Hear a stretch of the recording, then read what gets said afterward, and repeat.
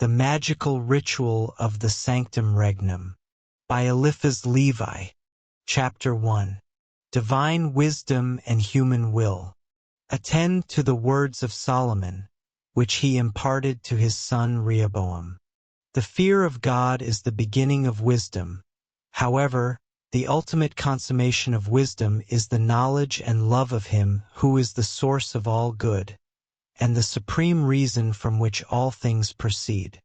Adonai had dwelled for an eternity in the celestial realm before creating humanity. Thus, a span of earthly existence is granted to man so that he might comprehend Adonai. Stated otherwise, the knowledge that man attains concerning the Supreme Being arises from the faculties bestowed upon him at his creation, enabling him, in turn, to formulate an image of the entity who has dispatched him into this world. Through intelligence, man conceives the ideal of God, and through will, he must direct himself toward righteous works. Yet, human will bereft of works is dead, or, at the very least, merely a vague aspiration. The same holds true for a thought unexpressed in language. It is not a word, but merely a reverie of the intellect. Imagination is not a realized entity. It is solely a promise of something to come, whereas an act constitutes reality. For this identical reason, there exists no piety without prayer, and no religion without worship. Words represent the formal and social reality of ideals, and ceremonies are religion translated into practice. There is no genuine faith unless it manifests through actions inspired by that very faith. A formulated expression in words, corroborated by actions, demonstrates the dual powers of the human soul. To labor, it is necessary to exercise volition, and to exercise volition, one must formulate the desire. Actions implicitly convey ideas, even if the ideals themselves remain untranslated into acts. Thought is the animating force of intelligence, and words demonstrate the creative potency of thought, whereas actions represent the ultimate exertion of words and their most desirable complement. Words have been spoken, and thought has been transmuted into action. Through the very act of creation, speech has occurred.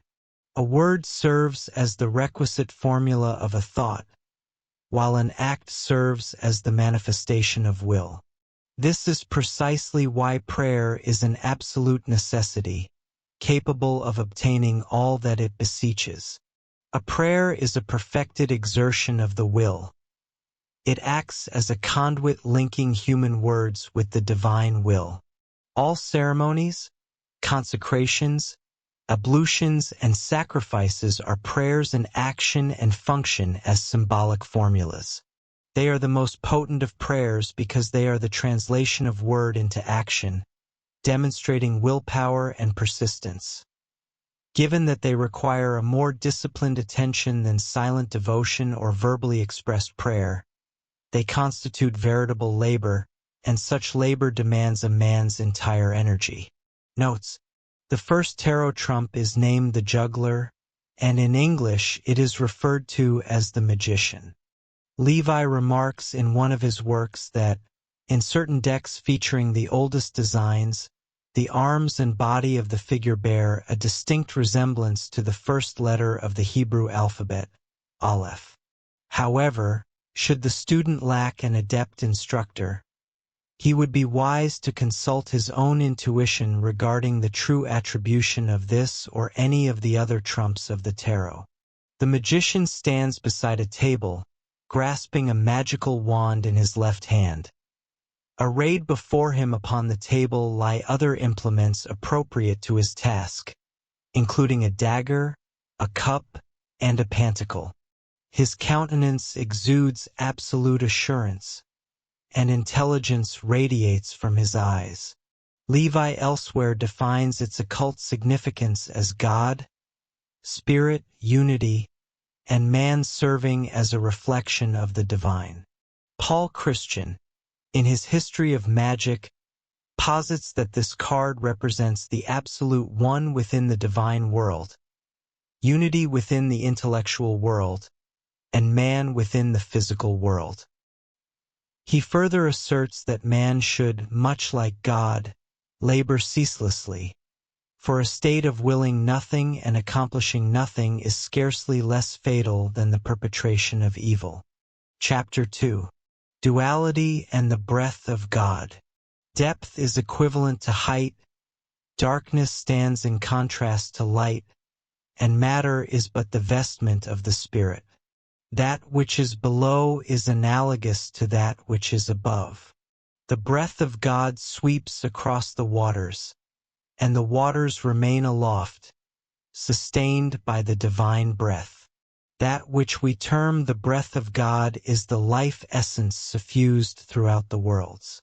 It is that warm, luminous fluid which imparts a soul to the planets, acting as the common reservoir of progressive animal life, the universal foundation of the sympathies between physical bodies, and the medium of love between souls. It serves as the vehicle of the will and the fundamental basis for all the multifaceted modifications of the creative word. The breath emanating from the mouth of God brings forth the corresponding human breath. God decreed, "Let us make man," and man replies, "Let us make for ourselves a god." When God rendered creation manifest as a sacred temple, he illumined the planets to serve as light-bearers. He adorned the earth with flowers to act as an altar.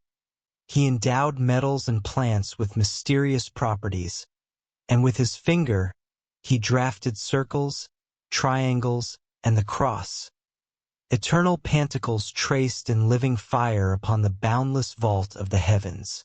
The magus must emulate his God upon this earth, which is his dwelling place. To know, to will, and to act. These are the three essential pillars of sacerdotal and royal high magic. Matter and form are mere instruments placed under the dominion of the magus. His actions must remain dependent upon the word. Thus, none of his deeds shall be squandered, and his teachings shall be eternally preserved. You, therefore, who desire to comprehend the mysteries of this science and to perform marvels, pause and tremble lest you have thus far failed to attain true knowledge and wisdom, for if this be the case, you stand upon the precipice of an abyss. Halt before it is too late. Conversely, if you have secured the lamp and the wand of initiation, if you are cognizant of the secrets of the nine, if you never speak of God without the light that proceeds from him, if you have received the mystical baptism of the four elements, if you have prayed upon the 7 mountains, if you comprehend the motive principles of the chariot drawn by the double Sphinx, if you have grasped the esoteric dogma as to why Osiris was a black god, if you are liberated, if you are a king, and if you are, in truth, a priest within the Temple of Solomon, then act without fear and speak boldly. Your words shall be omnipotent within the spiritual kingdom. The breath of God shall follow the utterances of your mouth, and the powers of both the heavens and the earth shall render themselves obedient unto you. Notes: the second tarot trump portrays a seated female figure crowned with a tiara and holding a book in her hands, which is partially concealed by her mantle. A veil drapes around her head, and certain antiquated cards depict the horns of Isis adorning her headdress. Certain authors, seeking to discredit the immense antiquity and Egyptian origins of the tarot symbols, have posited that this card was intended to represent the fabled Pope Joan. This figure was purported to be an Englishwoman of profound learning, formidable ability, and distinct vice, who was allegedly elected pope in the year 855 after Christ, succeeding Leo IV. Both Protestants and Roman Catholics have since repudiated this narrative as a baseless fiction. Levi, in his Dogma of High Magic, introduces the suggestion that this trump represents the Greek goddess Juno. He assigns as its occult significances the house of God and of man, the sanctuary, the gnosis, the Kabbalah, the dyad, woman, and maternity. The Rosicrucians esteemed this card as Isis, the Great Mother, the soul of nature. Paul Christian provides its meaning as occult science awaiting the initiate at the threshold of the sanctuary. Chapter 3. Natural Laws and Planetary Correspondences. Before all other pursuits, you must study and comprehend the sacred laws of nature. You are to discern the Father Spirit and the Mother Spirit, recognizing the sexual duality of the two breaths alongside the animating soul of their movements. Learn how the dark female seeks the caresses of the white male, and understand why the white male does not disdain the dark woman. The white male represents the day, or the sun, whereas the dark female signifies the night and the moon. It is imperative to know the names and the powers of the 12 precious jewels enshrined within the golden crown attributed to the sun, as well as the names allocated to the paramount powers of the moon. You will subsequently be required to familiarize yourself with the keys of the 50 gates, the arcanum of the 32 paths, and the characters of the 7 spirits. These 7 spirits are Michael of the sun, Gabriel of the moon, Samael of Mars, Raphael of Mercury, Zachariel of Jupiter, Anael of Venus, and Oriphiel of Saturn. These presences govern the world in successive sequence, and the consummation of their 7 ages of sovereign power constitutes a week of the time of God. You must furthermore master the plants, colors, perfumes, and musical notes which correspond to the 7 planetary powers, and it is imperative to retain these correspondences with the utmost exactitude. Thus, when it is required to perform perfect magical workings, the procedure of each day differs in numerous particulars. On Sunday you must don a purple robe, a tiara, and golden bracelets. You must arrange about the altar or tripod garlands of laurel, heliotrope, or sunflower. You must employ as a fumigating incense cinnamon, frankincense, saffron, and red sandalwood. You require at your right hand a golden wand set with a ruby or a chrysolite, and your operations must be executed between 1 hour past midnight up to 8 in the morning, or between 3 in the afternoon and 10 in the evening.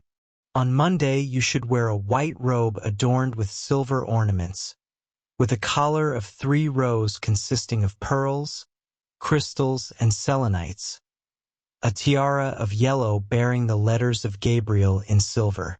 The appropriate perfumes are those of camphor, white sandalwood, amber, and cucumber seeds. The garlands for the altar should be composed of armoise, evening primrose, and yellow ranunculus. Avoid with meticulous care anything of a black color. Employ no cup or vessel of gold, silver only, or clear white china or pottery. Observe the same hours as previously mentioned for the sun, but utilize rather the nocturnal hours. On Tuesday the color of the robe should be fiery or rusty, or of a blood color, accompanied by a girdle and bracelets of steel. The wand should be forged of magnetic steel. A sword may also be wielded and a consecrated dagger, garlands of absinthe and rue, an amethyst and steel ring upon the finger should also be worn. On Wednesday the robe should be green or of shot silk many-tinted, the necklet of pearls, or of glass beads containing mercury. The requisite perfumes are benzoin, myrrh, and storax. The blossoms for the garlands are the narcissus, lily, the annual or perennial mercurialis, fumitory, or marjoram. The designated precious stone is the agate. On Thursday the robe must be of scarlet, a lamen of tin affixed upon the forehead, bearing the symbol of Jupiter and the 3 words Geyser of fire, Bader of water, and Samgabil. also fiery. The perfumes for incense, ambergris, cardamom, grains of paradise, balm, mace, and saffron. The ring should contain an emerald or a sapphire. The garlands of oak, poplar, fig tree, or pomegranate. The wand of glass or resin. The robe itself should be fashioned from wool or silk. On Friday the robe must be of azure blue, its decorations of a green or rose color, the wand constructed of polished copper. The perfumes are musk, civet, and amber, a crown of violets, garlands of roses interspersed with boughs of myrtle and olive, the ring ornamented by a turquoise. Lapis lazuli and beryl should adorn the crown or diadem. The operator should bear a fan fashioned from swan's feathers, and should wear around his loins a circlet, being a copper plate upon which is engraved a nail, with its sigil, and on a circle surrounding these the words Ave Eva, Yade Lilith. On Saturday the robe should be black or dark brown, featuring appropriate designs embroidered in orange-colored silk. Around the neck should be worn a chain and lamen fashioned from lead engraved with the name Saturn and his sigil, with the addition of the words Almalek, Aphiel, and Zarahil. The appropriate perfumes for the incense are scammony, aloes, sulfur, and asafoetida. The wand should be ornamented with an onyx stone, and the proper garlands are composed of ash, cypress, and black hellebore. Upon the onyx on the wand there should be engraved with a consecrated implement, during the hours of Saturn, a figure of the double-faced Janus. Notes: the third tarot trump, the Empress, portrays a seated female figure upon a throne, crowned with 12 stars, and holding in her left hand a scepter surmounted by a diamond-shaped emblem, or a globe. She possesses wings, and by her right side is emblazoned on a shield the black eagle. This figure represents the Greek Aphrodite Urania, and corresponds to the entity in St. John's vision, clothed with the sun, crowned with 12 stars, and having the moon beneath her feet. Levi delineates in his ritual its meanings as the word, the ternary, plenitude, fecundity, nature. See also weight. Christian, however, allots Isis to this trump. This attribution is erroneous. No examples of the Empress ever display horns, while several priestess cards of the most ancient types do exhibit the horns of Isis upon her head. Chapter 4. Consecration and Exorcism of the Elements. The garments of a magician should be entirely new, immaculately clean, and woven by a virgin. Magical implements should be newly acquired, and consecrated by prayers and incense. The magician is required to be abstinent, chaste, and resolutely devoted to the work. His spirit and heart must remain unfettered by other claims upon them, and his willpower devoted wholly, perseveringly, and with intelligent faith to the triumph of any great undertaking, and to the outcomes of his scientific occult performances. Magical operations should commence with exorcisms of air, earth, and water, and conclude by consecrations with fire. The exorcism of air is executed by breathing forth toward the 4 cardinal points, by the utterance of the word, and by repeating this invocation. The Spirit of God brooded over the waters, and God breathed into man the breath of life. The Spirit of God hath filled the universe. Within it all things exist, and within it resides the word of power. May the word dwell within my spirit, and thereby may all things become subservient unto me. Be ye exorcised then, ye beings of air, in the name of him whose breath first imbued all things with the Holy Spirit. Amen. The prayer of the sylphs should thereupon be recited. The exorcism of earth is accomplished by the sprinkling of consecrated water, by the breath, by the word, and by the burning of incense appropriate to the day of the ceremony. Then recite the prayer of the gnomes. The exorcism of water is enacted by the laying on of hands, by the breath, by the word, and by sprinkling upon it consecrated salt mingled with a small measure of the ash taken from the censer and duly consecrated. The water is to be dispersed by a brush composed of sprigs of vervain, periwinkle, sage, mint, valerian, and basil. These are to be bound with a thread taken from a virgin's distaff, to a handle fashioned from the wood of a nut tree which has not yet borne fruit. Upon this handle you must engrave, utilizing the magical dagger, the characters of the seven spirits. The salt is consecrated by reciting over it the ensuing Latin prayer. In this salt may there reside wisdom, and from all corruption may our minds and bodies be preserved by chakma, and by the power of the ruach chakmil, may the phantasms of the hills depart from this, that it may become the salt of heaven, the salt of the earth, and the earth of salt, so that the trotting ox may be nourished, and the horns of the flying bull may be added unto our hope. Amen. Following this, pronounce this Latin prayer over the ashes from the censer. The ashes return unto the fountain of living waters, and may the earth prove fruitful and yield forth fruit, and the incense of sweetness, by the three names Bina, Chakma, and Kether, in the beginning and in the end, by the Alpha and Omega, who reside within the spirit of Azoth. Amen. Whilst you sprinkle the commingled salt and ashes into the water, recite, Thou wilt send forth the Spirit, O Tiphereth, and all things new shall be created. Therefore, let there emerge the seed of the coming age. Amen. Exorcism of water. Omnipotent Father, God of Abraham, Isaac, and Jacob, whose voice reverberates across the great waters. Thou who didst cleave the Red Sea to forge a passage for the children of Israel, and subsequently caused the sea to engulf the pursuing Egyptians, who is like unto thee among the gods, O Jehovah? Thou whose altar, fashioned from the 12 jewels, rests beneath the currents of the sacred river, deign to bless this water and to banish from it all malefic influences. Shaddai, Shaddai, Shaddai. Breathe 3 times over the water.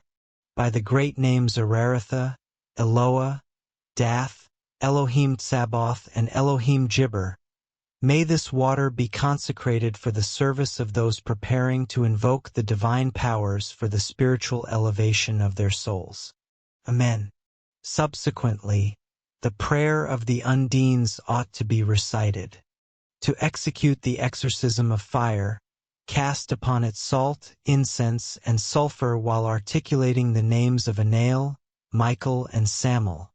The prayer of the salamanders should thereafter be intoned. It must be thoroughly comprehended that elemental beings are souls of an imperfect nature, not yet elevated upon the scale of human existence, and that they can manifest power only when summoned into action by the adept as auxiliaries to his will, utilizing that universal astral fluid wherein they dwell. The dominion of the gnomes is apportioned to the north, the salamanders to the south, the sylphs to the east, and the undines to the west. These elemental entities possess an affinity with, and exercise an influence over, individuals according to their alignment with one or another of the 4 temperaments. The gnomes correspond to the melancholic disposition, the salamanders to the sanguine, the undines to the phlegmatic, and the sylphs to the bilious temperament. Their respective symbols are Taurus the bull for the gnomes, Leo the lion for the salamanders, the eagle for the sylphs, and the sign of Aquarius for the undines. Their rulers are, respectively, Gob, Jin, Paralda, and Nixa.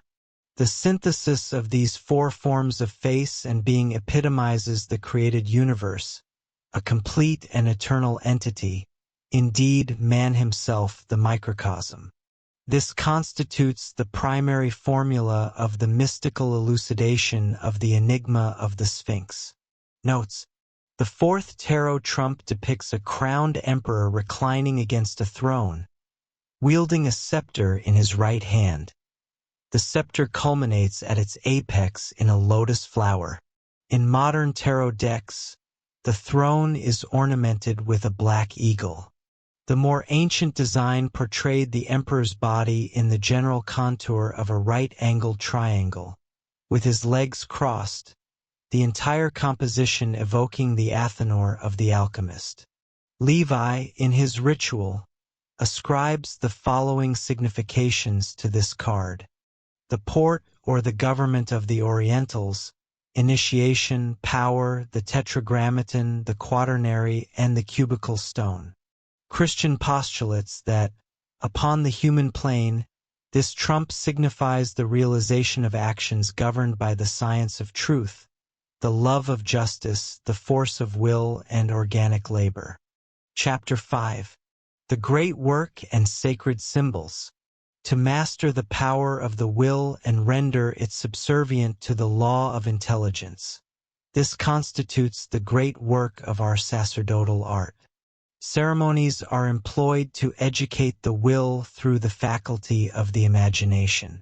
Ceremonial rites executed without intelligence and devoid of faith, lacking the soul's loftier aspirations, are mere superstitious observances that serve only to degrade their participants. It is an error to attribute magical efficacy to ceremonials themselves, for magical power resides exclusively within the disciplined will of the operator. For this reason, the magical axiom holds true, that the Sanctum Regnum, the divine kingdom, the kingdom of God, dwells within us. Hence also can profound marvels be manifested through the pentagram, the seal of the microcosm. For the microcosm is the reflection of the macrocosm. The microcosm is man and his human will. He is the very reflection of the universe, which is the macrocosm. The man whose intelligence has been sufficiently cultivated may, through his willpower exerted via the pentagram, control and command the powers and beings of the elements, thereby restraining malevolent elementaries from their perverse machinations. The hexagram stands as the symbol of the macrocosm. It is frequently denominated the Seal of Solomon. It is composed of two interlaced triangles. The erect triangle is of a flame hue, and the inverted triangle is colored blue. Within the central space, one may delineate a Tau cross and 3 Hebrew yods, an Ansate cross, or the triple Tau of the Archmasons. He who, fortified by intelligence and will, is armed with this emblem requires no other instrument. He becomes omnipotent, for this is the consummate sign of the Absolute. This represents the monogram of Hermetic truth, articulating the very subject of the great work. It is composed of Hebrew, Greek, and Latin letters, and the method of conveying this ideal in the presence of the uninitiated is through the word Azoth, or the name Magnus. Other magi have bestowed upon it the titles of the flying dragon of Medea and the serpent of the mystical Eden. This is the exalted and incommunicable tetragram, traced within a Kabbalistic and Hermetic design. All initiates, even those of the first grade, will immediately apprehend its symbolism. This emblem constitutes the monogram of the universal gnosis. Formed of Greek and Latin characters, it expresses through symbols the arcana of the Wheel of Ezekiel and the Book of St. John the Evangelist, while also incorporating the sign of the labarum of Constantine. This emblem naturally displays the word Rhoda, yet when viewed in the light of the Kabbalah, it reveals the word tarot. These characters, accompanied by the philosophic cross, encompass all science within themselves. Those who are initiates of the grand arcanum require no further symbols or emblems, nor do those adepts who possess knowledge of the true yet concealed meanings and virtues of the words Jachin and Boaz, which correspond to the two pillars at the porch of the temple, one of which was hewn of white marble and the other of black, whilst both were adorned with brazen ornaments. By these characters, spirits of a malevolent nature are bound and held in subjugation. By these also, provided the operator remains just and pure, he makes himself known to the angelic host and may incline them to his purposes. For indeed, in the magical arts, nothing can withstand the combined forces of the pentagram, the hexagram, and the divine tetragram. All other signs, seals, and symbols are merely arbitrary, and the keys to their interpretation may be discovered within the steganographia or the polygraphia of the abbot Trithemius of Spanheim, or otherwise within the magical treatises of Peter of Abano, Paracelsus, Arbatel, or Cornelius Agrippa. Notes: the tarot trump numbered 5, designated as the Pope, the Hierophant, or Jupiter, portrays a crowned sovereign bearing a triple-crossed wand in his left hand. He is seated between two pillars. The significations ascribed by Eliphas Levi are religion, philosophy, symbolism, law, instruction, and demonstration. The right hand of the Pope conveys the sign of occult wisdom, rather than the customary papal benediction. Paul Christian determines that this card signifies universal law within the divine world, religion within the intellectual world, and, within the physical world, such inspiration as is transmitted by the astral fluidic force. Chapter 6. Equilibrium and the Forces of Attraction. Ever bear in mind that equilibrium arises solely from the opposition of forces. The active possesses no existence without the passive. Light devoid of darkness produces no form, and affirmation can triumph only over negation. Love, moreover, derives an accession of strength from hate, just as hell serves as the heated soil for such plants as shall eventually take root in heaven. It must also be recognized that the great fluidic agent, designated as the soul of the world, and delineated with the horned head of the cow of Isis to symbolize animal fecundity, is an entirely blind force. The power wielded by the magus is comprised of two opposing forces, which unite in love and sever in discord. Love associates contraries, whereas hate compels similarities to become rivals and enemies. Hatred succeeds love when, through saturation, the void has been filled, unless the full cannot become empty. However, the customary result is an equilibrated saturation brought about by mutual repulsions.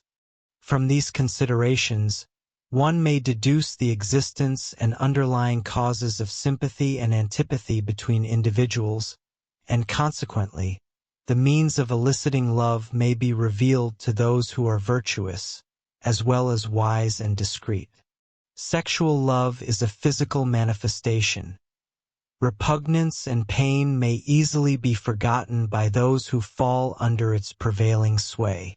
This constitutes a form of inebriation arising from the attraction of two contrary fluids, and at the conjunction of the positive and negative poles, an ecstasy and climax result, during which the beloved appears as the brilliant phantom of a vision. When this conjunction has anew re-established a state of equilibrium, attraction is inevitably succeeded by repulsion, and quite frequently, an exaggerated passion leads to an unjust degree of disgust.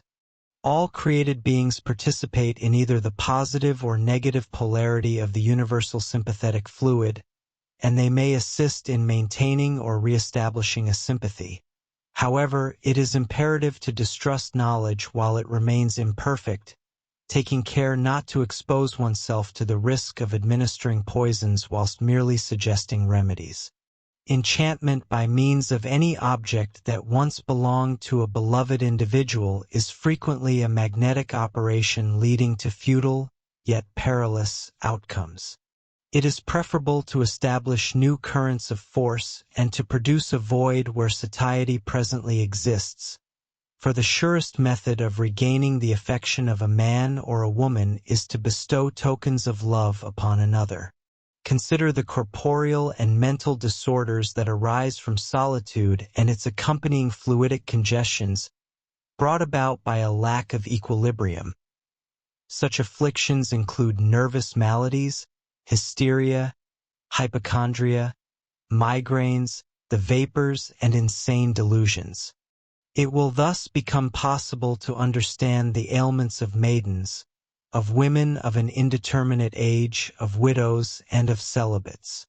Inspired by the natural law presently under consideration, you may often predict the future trajectory of a life, and you may cure many such ailments, frequently by distracting the attention when it is unduly fixated.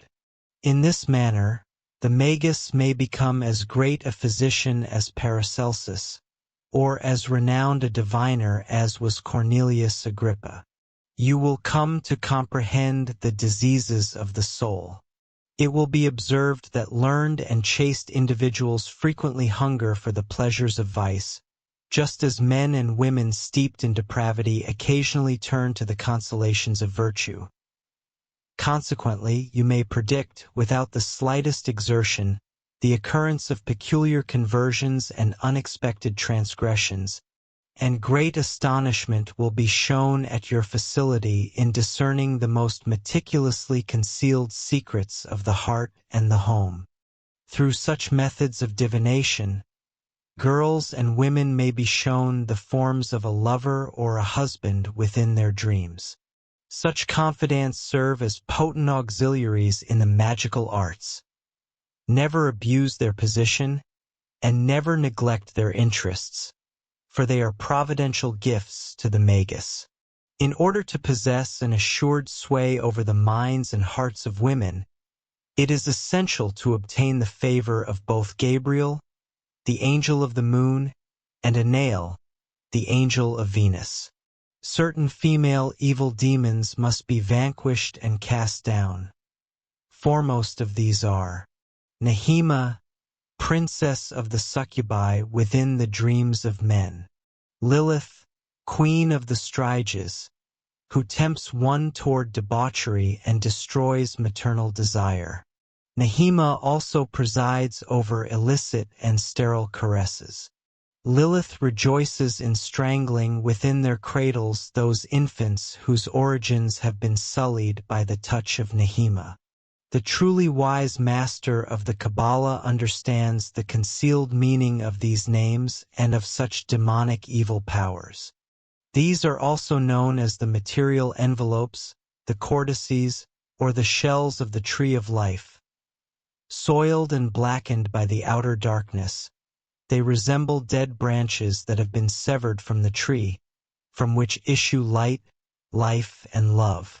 Notes: the tarot trump numbered 6, which is designated in French decks as the lover, is commonly referred to in this country as the lovers. The design depicts the sun above, from which emerges Cupid, armed with a bow and arrow. Below stands a man situated between two women, who represent virtue and vice. The meanings assigned by Eliphas Levi are equilibrium, antagonism, union, interlacement, and the conflict of two triads. Paul Christian says, "In the divine world, this card imparts the knowledge of good and evil. In the intellectual world, the equilibrium of necessity and liberty. And in the physical world, the relationship between cause and effect." Chapter 7. The Consecration of the Sword and Wand. The chariot of Hermes has attached to its carriage both a white and a black sphinx, Each of these symbolic creatures propounds an enigma to the neophyte.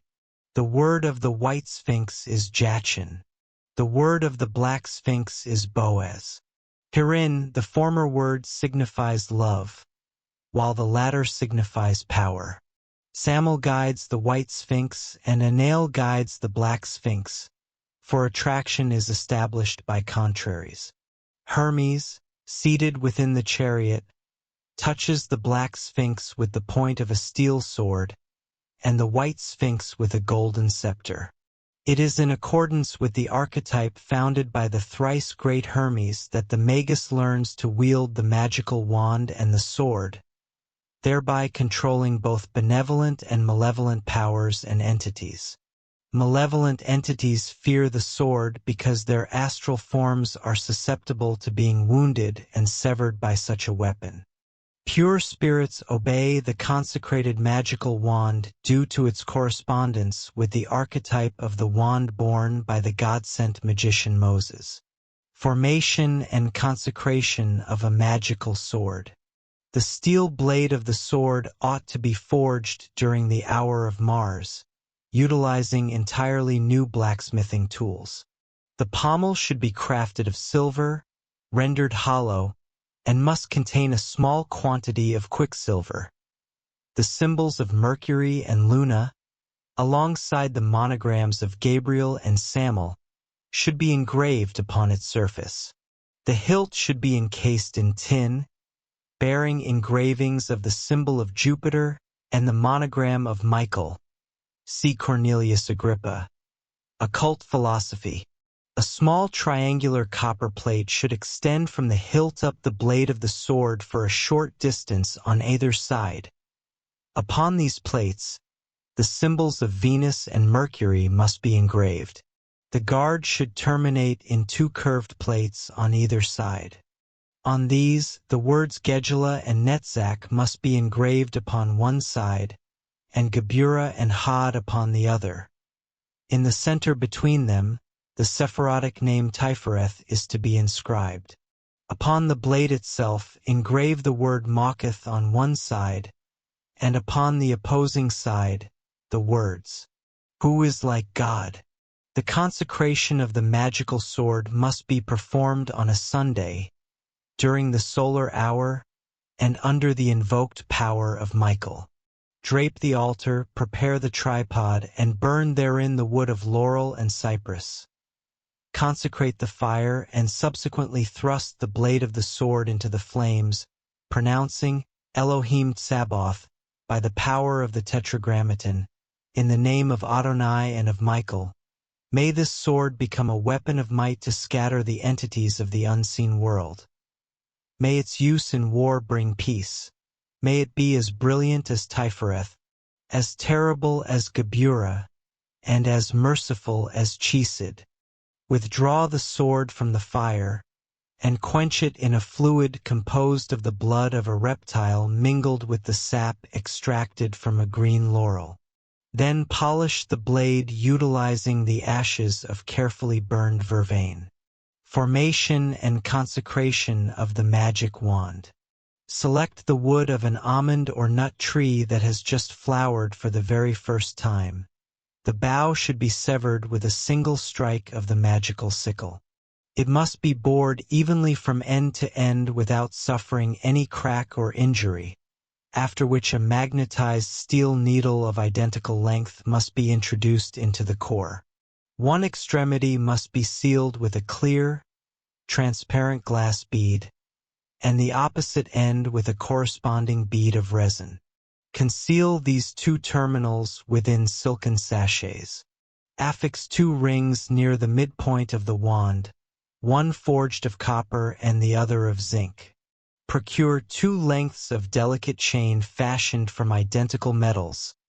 Entwine them about the wand, and secure their extremities near the wand's terminals. Thereupon, the names of the 12 spirits of the zodiacal cycle must be inscribed upon the wand, accompanied by their respective sigils. Aries, Serahiel; Taurus, Araziel; Gemini, Serail; Cancer, Phakiel; Leo, Seratiel, Virgo, Shaltiel, Libra, Chatakiel, Scorpio, Sartsiel, Sagittarius, Seradiel, Capricornus, Semikiel, Aquarius, Sakmikiel, Pisces, Vacabiel. Upon the copper ring, engrave the words "the Holy Jerusalem" in Hebrew characters, proceeding from right to left. Upon the zinc ring, similarly engrave the words "the King Solomon" in Hebrew characters from right to left. Once the wand is complete, it must be consecrated through invocations directed toward the spirits of the 4 elements and the 7 planets. These ceremonies must span the 7 days of the week, employing the specific incenses and prayers previously delineated for each respective day. The consecrated wand, much like all magical implements, ought to be preserved wrapped in silk, strictly isolated from contact with any hue save for black. Furthermore, it is highly advisable to store these artifacts within a receptacle of cedar or ebony. Equipped with this properly crafted and fully consecrated wand, the magus possesses the capacity to cure obscure maladies, to enchant an individual or compel him into slumber at will, to command the elemental forces, and to prompt the oracles to speak. Notes: within this chapter, Levi delineates the 7th tarot trump, the chariot. In his ritual, he attributes to it the following significations: the weapon, the sword, the sacred septenary, triumph, royalty, and priesthood. Concerning this card, Paul Christian posits that in the divine world, it signifies the dominion of the spirit over natural forces. In the intellectual world, it denotes priesthood and authority. And in the physical world, it represents the subjugation of matter to the intellect and willpower of man. This 7th key is illustrated in Levi's ritual via a full-page plate situated opposite page 332. Chapter 8. Justice and the Secrecy of Wisdom. One must never forget that the priest is a sovereign, and the sage is a judge. In this world, there exist both the feeble and the mighty, the impoverished and the affluent, as well as the ignorant and the erudite. The former perpetually serve the latter, however, should the former execute their duties with merit, they thereby earn admission into the assembly of masters, whereas the ineffectual servants shall be cast aside. It is prudent, therefore, to instruct men in the art of proper servitude, that they may ultimately ascend to positions of authority. All entities upon this earth, alongside all that dwells beneath its surface, reside within the dominion of man. Created beings roar, groan, hiss, coo, and orbit around man as their center. Man alone converses with his peers and with God, and the voice of the divine upon the earth is articulated through man. The science of life is inscribed within the book of nature, yet man alone possesses the capacity to read it.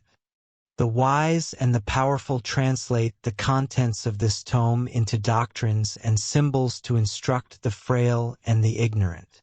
When addressing those who resemble children, speak to them as though they were children. One must not barter the secrets of wisdom, nor divulge them merely to gratify idle curiosity. A man ought to forge his convictions in absolute freedom, for in doing so, he may mirror the ideal of divinity. Cast not the pearls of mystic science before those of base and malevolent minds who lack understanding, those whom the Testament designates as swine. To such individuals, whether one proclaims the truth or obscures it, only misunderstanding ensues. Deception plagues them, and they evaluate all matters through the lens of a flawed conscience. One may momentarily dazzle them with the gleam of the sword, but they must never be permitted to approach the wand or the clavicle. If you wish to harbor no fear of a wicked person, compel him to fear you. Recall the comportment of Moses before Pharaoh. Place no faith in the benevolence of an idolatrous priest, nor in the sincerity of a charlatan feigning wisdom, for such men shall despise you as the usurper of their livelihood and supremacy. Maintain steadfast vigilance lest you be imperiled by accepting the caresses of a woman. Remember how Samson was ensnared by Delilah. Do not engage in undue familiarity with any woman when secluded with her, or in the darkness. Bear in mind Orpheus and Eurydice.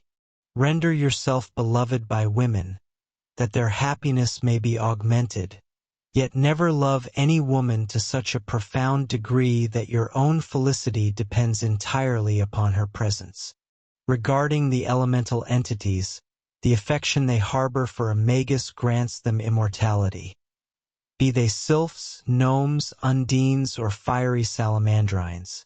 Yet for a magus to reciprocate the love of such beings is utterly senseless and threatens his very destruction.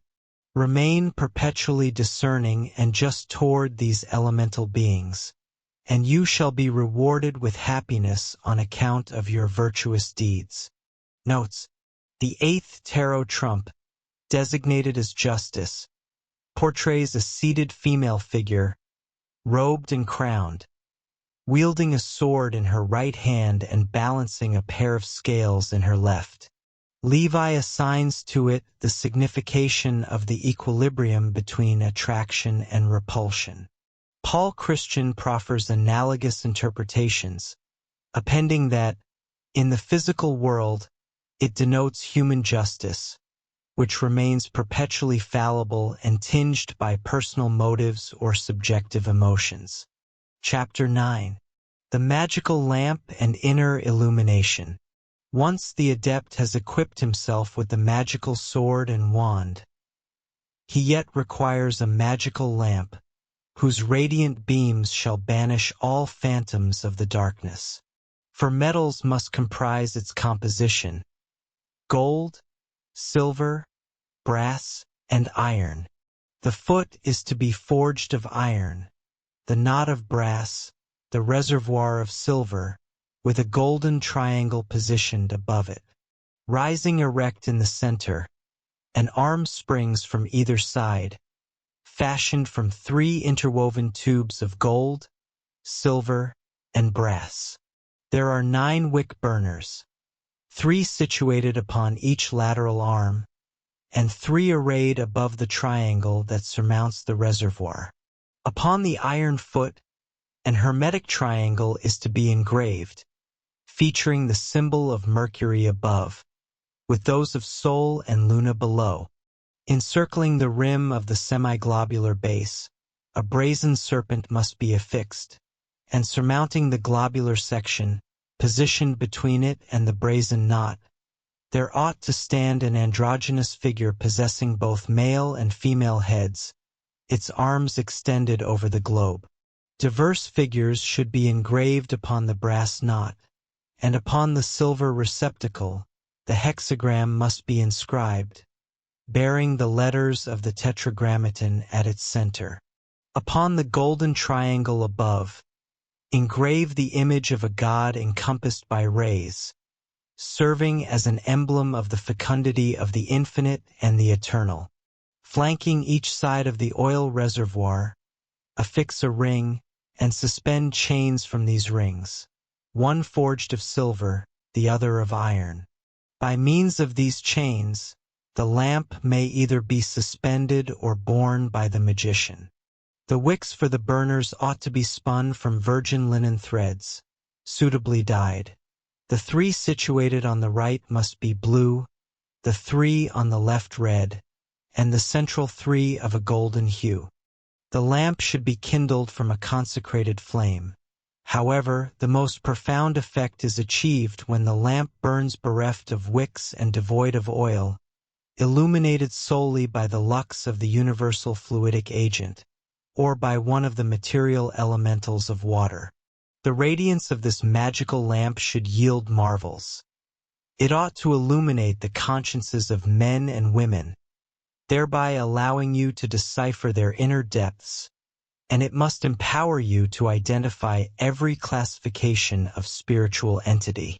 The magician should refrain from undertaking any solemn ceremonial until he has firmly grasped the wand and kindled the lamp, much as in ordinary life.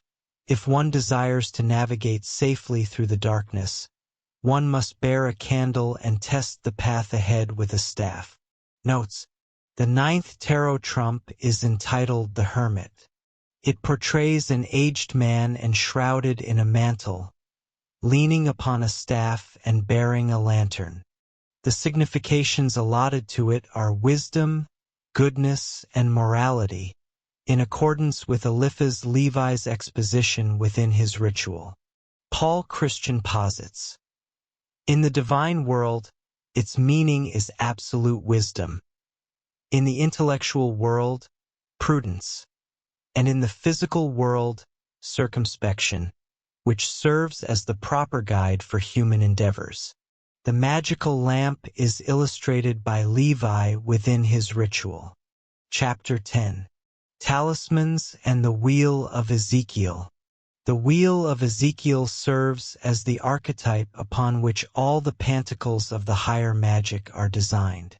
Once the adept is in the blessed possession of complete knowledge regarding the powers of the Seal of Solomon, as well as the virtues of the Wheel of Ezekiel, which strictly corresponds in its entire symbolism to that of Pythagoras, he possesses sufficient experience to draft talismans and pentacles for any specific magical purpose. The Wheel of Ezekiel contains the solution to the problem of the quadrature of the circle and demonstrates the correspondences between words and figures, as well as letters and emblems. Furthermore, it exhibits the tetragram of characters analogous to that of the elements and elemental forms. It constitutes a glyph of perpetual motion. The triple ternary is depicted. The central point represents the first unity. 3 circles are appended, each possessing 4 attributions, and the dodecad is thereby revealed. The state of universal equilibrium is suggested by the counterpoised emblems and the pairings of symbols. The flying eagle balances the man, just as the roaring lion counterpoises the laborious bull. Kether, the crown, Tiferet, beauty, and Yesod, the foundation, form a central axis, whereas wisdom, Chakma, equilibrates with understanding, Bina, and the severity of justice, Gebura, establishes a counterpoise with the mercy of justice, Chesed. Analogous conceptions include the contests between Eros and Antaros, between Jacob and the angel, Samael and Anael, and Mars and Venus. The philosophic cross and the Greek monogram of Christos are similarly comparable to this magical wheel. In order for a consecrated talisman to provide genuine assistance, it must be thoroughly understood and its correspondences fully realized. For a pentacle is an ideal materialized, rendered visible and portable, and it may contain as much knowledge as a volume of text. It is a representation of some portion of God and His works. It serves as a card of the eternal kingdom. Deliberate carefully upon the objective to be accomplished and the powers to be invoked. Select the symbols, emblems, and letters with the utmost meticulousness, seeking Chakma and Bina from that spark of the divine which overshadows you. Subsequently, trace, mark, or engrave your chosen design upon a plate of gold, silver, or Corinthian brass, or alternatively, carve it into precious stones or draw it upon virgin parchment. When the work has been skillfully and accurately completed, submit it to consecration with prayers and invocations of the 4 and of the 7, employing suitable perfumes in the incense. Following this, wrap the talisman in pristine silk and place it within a cedar casket. Thereafter, it will remain highly efficacious to carry it upon your person at all times. Notes: the tarot trump designated as 10 is named the Wheel of Fortune. The card displays a wheel supported by 2 upright beams. Hermanubis stands upon one side, and Typhon upon the other. Above them rests the Sphinx, holding a sword within its leonine jaws. Eliphas Levi contends that Attila, who undertook merely a superficial study of the tarot, is responsible for a more modern iteration of this card, wherein the beings positioned around the wheel are a man, a mouse, and a monkey. The meanings attributed to this trump are said to be paternity, virile force, manifestation, and principle. Paul Christian observes that, upon the physical plane, the card indicates the fluctuating changes of so-called fate or fortune. This key is illustrated by Levi in his Key to the Great Mysteries. Chapter 11. The Dominion of Willpower. Attend now to the secret of strength. A constant dropping will wear away a stone, and in the end will perforate it. The objective to which you continually devote your willpower will at length be attained. You begin to succeed the very moment you begin to will success. Genuine willpower is not a privilege held by the multitude. To exercise true willpower, you must be free. No individual among the multitude is free, for to be free is to be the master of your own life, as well as the master over others. To learn how to will is to learn how to exercise dominion. However, to be capable of exerting willpower, you must first possess knowledge, for willpower applied to folly results in madness, death, and hell. To mistake the means for the end is an absurdity.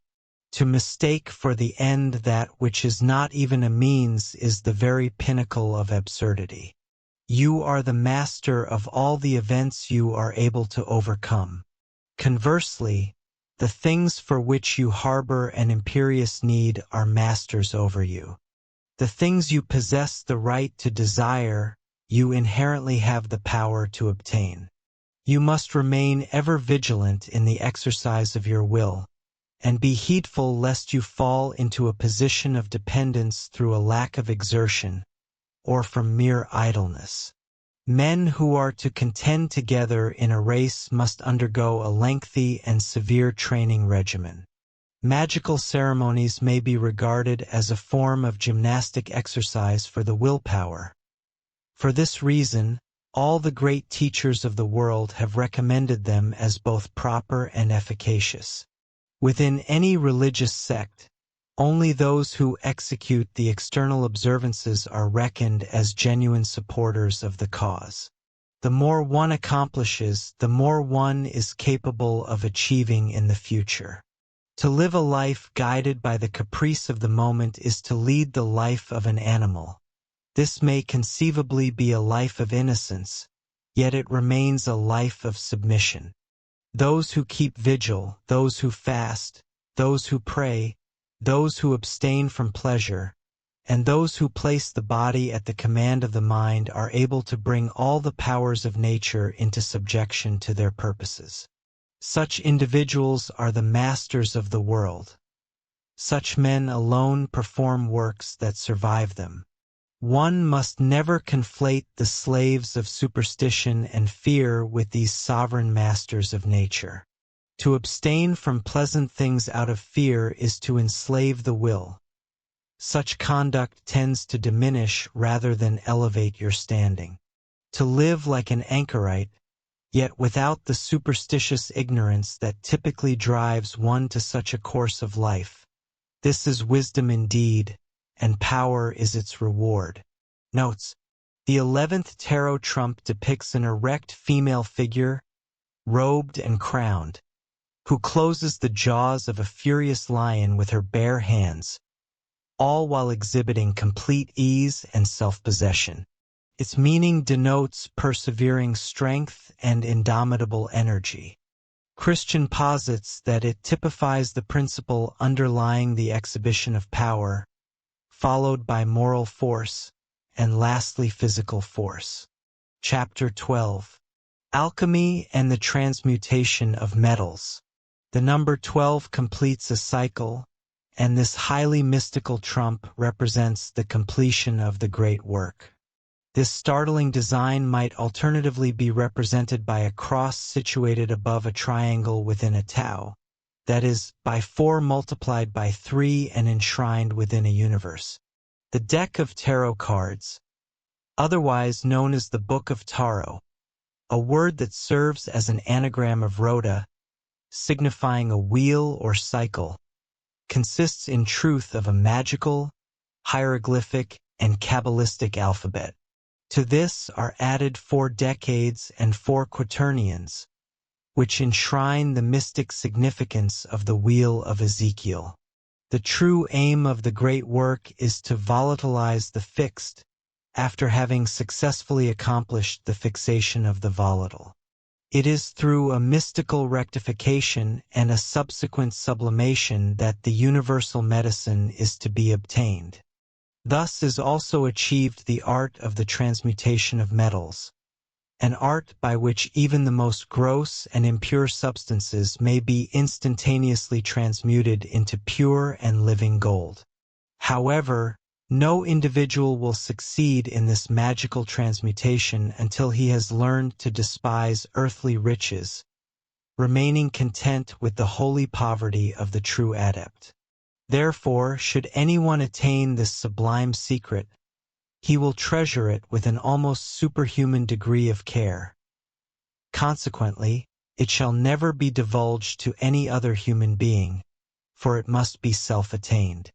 The secret matter of the philosopher is composed of volatilized salt, of mercury that has been fixed, and of purified sulfur. This perfected matter constitutes the azoth of the philosophers. The salt is only to be volatilized by means of condensation from the 7 rays of soul, which represent the respective soul essences of the 7 metals. The mercury is fixed through saturation with the solar essence. Finally, the sulfur is purified by the heat of the 7 luminous rays. Upon attaining full initiation, a man acquires profound knowledge of all such processes, and he is acutely aware that he guards these mysteries under the penalty of death. The tarot can safeguard you from the peril of such retribution by rendering you incapable of committing so grave an offense. Recall the histories of Prometheus and of Tantalus. The former pilfered the sacred fire from the heavens and conveyed it unto the earth. The latter violated the innermost sanctum of nature to usurp the secrets of the divine. Consider also the tragic fate of Ixion, who sought to ravish the queen of the sky. Bear in mind, furthermore, the cross and the stake. Reflect upon the protracted martyrdom of Raymond Lully, the inconceivable afflictions of Paracelsus, the descent into madness of William Postel, and the itinerant life and wretched demise of Cornelius Agrippa. Love God, cultivate wisdom, and maintain an unutterable silence. Notes: the 12th tarot trump, designated as the Hanged Man, remains the most profoundly obscured of all tarot hieroglyphics. Its authentic significance is presently comprehended by but a select few, and there exists the gravest doubt as to whether Levi himself grasped it. Pappus, who authored a treatise on the tarot, provides an evidently flawed elucidation. Neither Attila nor court de Gebelin discerned its latent import. However, its profound meaning has in certain instances been unveiled through clairvoyant visions, and in a rare few by pure intuition. The ultimate key is possessed by those who correctly identify to which Hebrew letter it belongs and comprehend the esoteric correspondences of that letter. The imagery depicts a man with his hands bound behind his back, and a rope is observed encircling his ankles, its opposite end being tethered to a beam, ensuring that when the card is positioned with its numeral aloft, the figure appears suspended by his feet. Levi in his dogma provides the following statement. This hanged man, therefore, represents the adept bound by his sacred engagements, inherently spiritualized, as is evidenced by his inverted posture. He embodies Prometheus subjected to everlasting torment in retribution for his glorious theft, or similarly he symbolizes Judas the traitor, and his agonizing afflictions serve to threaten anyone who might dare to divulge the great arcanum.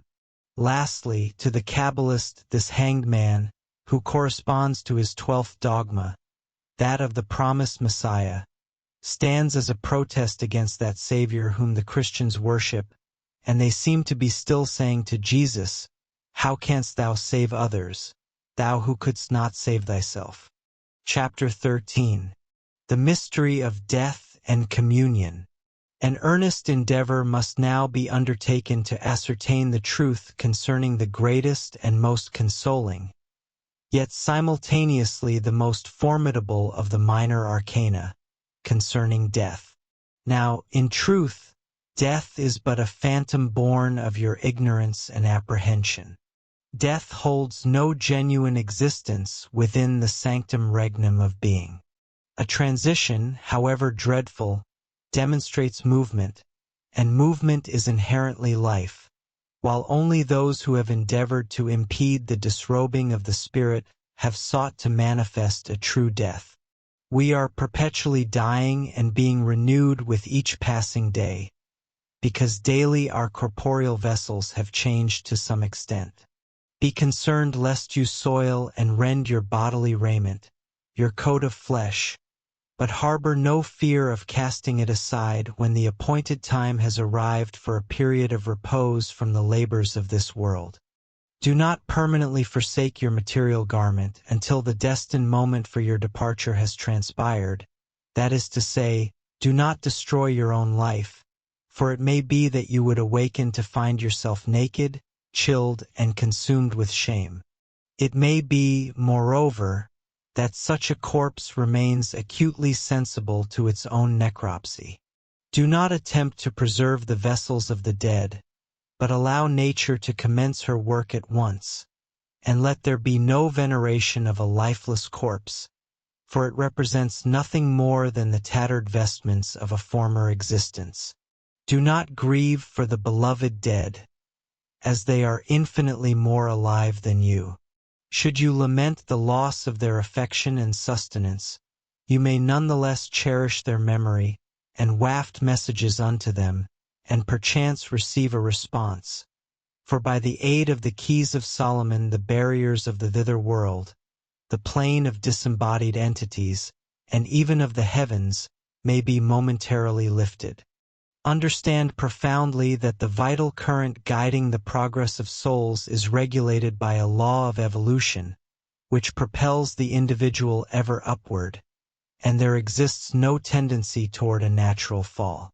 Only those souls shall fall who consciously elect to descend and choose malevolence rather than righteousness. The material plane upon which you dwell serves as a prison unto you, and should souls fall and return to it, they become once again incarcerated. Should you harbor a desire to communicate with those who have passed on, you inevitably must. But be forewarned in time against myriad deceptions, for your imagined souls in paradise may prove to be naught but phantoms of the air, elementaries, shadows of humanity energized by elemental entities, mere senseless astral shells, and of no greater value than the mirage of dreams.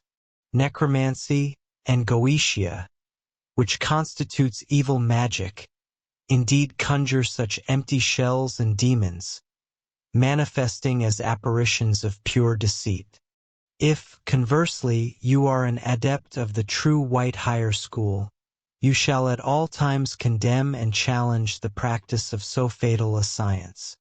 The sole viable mode of communion with souls of a more exalted sphere, who have transcended the terrestrial aura by virtue of the transition term death, is through dream or ecstasy, but upon awakening to ordinary consciousness there shall remain no recollection present within the mind of what has transpired, because, owing to the shift in planes, each idea necessarily undergoes a transformation in form, whereby a recurrence of the dream, or a return to the state of ecstasy, alone recalls what has preceded it.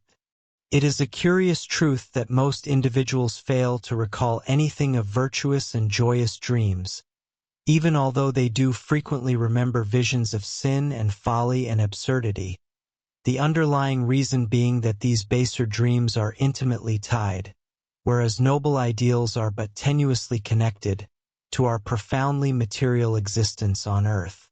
Now, if the pure-minded adept and disciple of the higher magic does earnestly aspire to commune with a soul residing upon an elevated plane above him, the genuine method is as follows.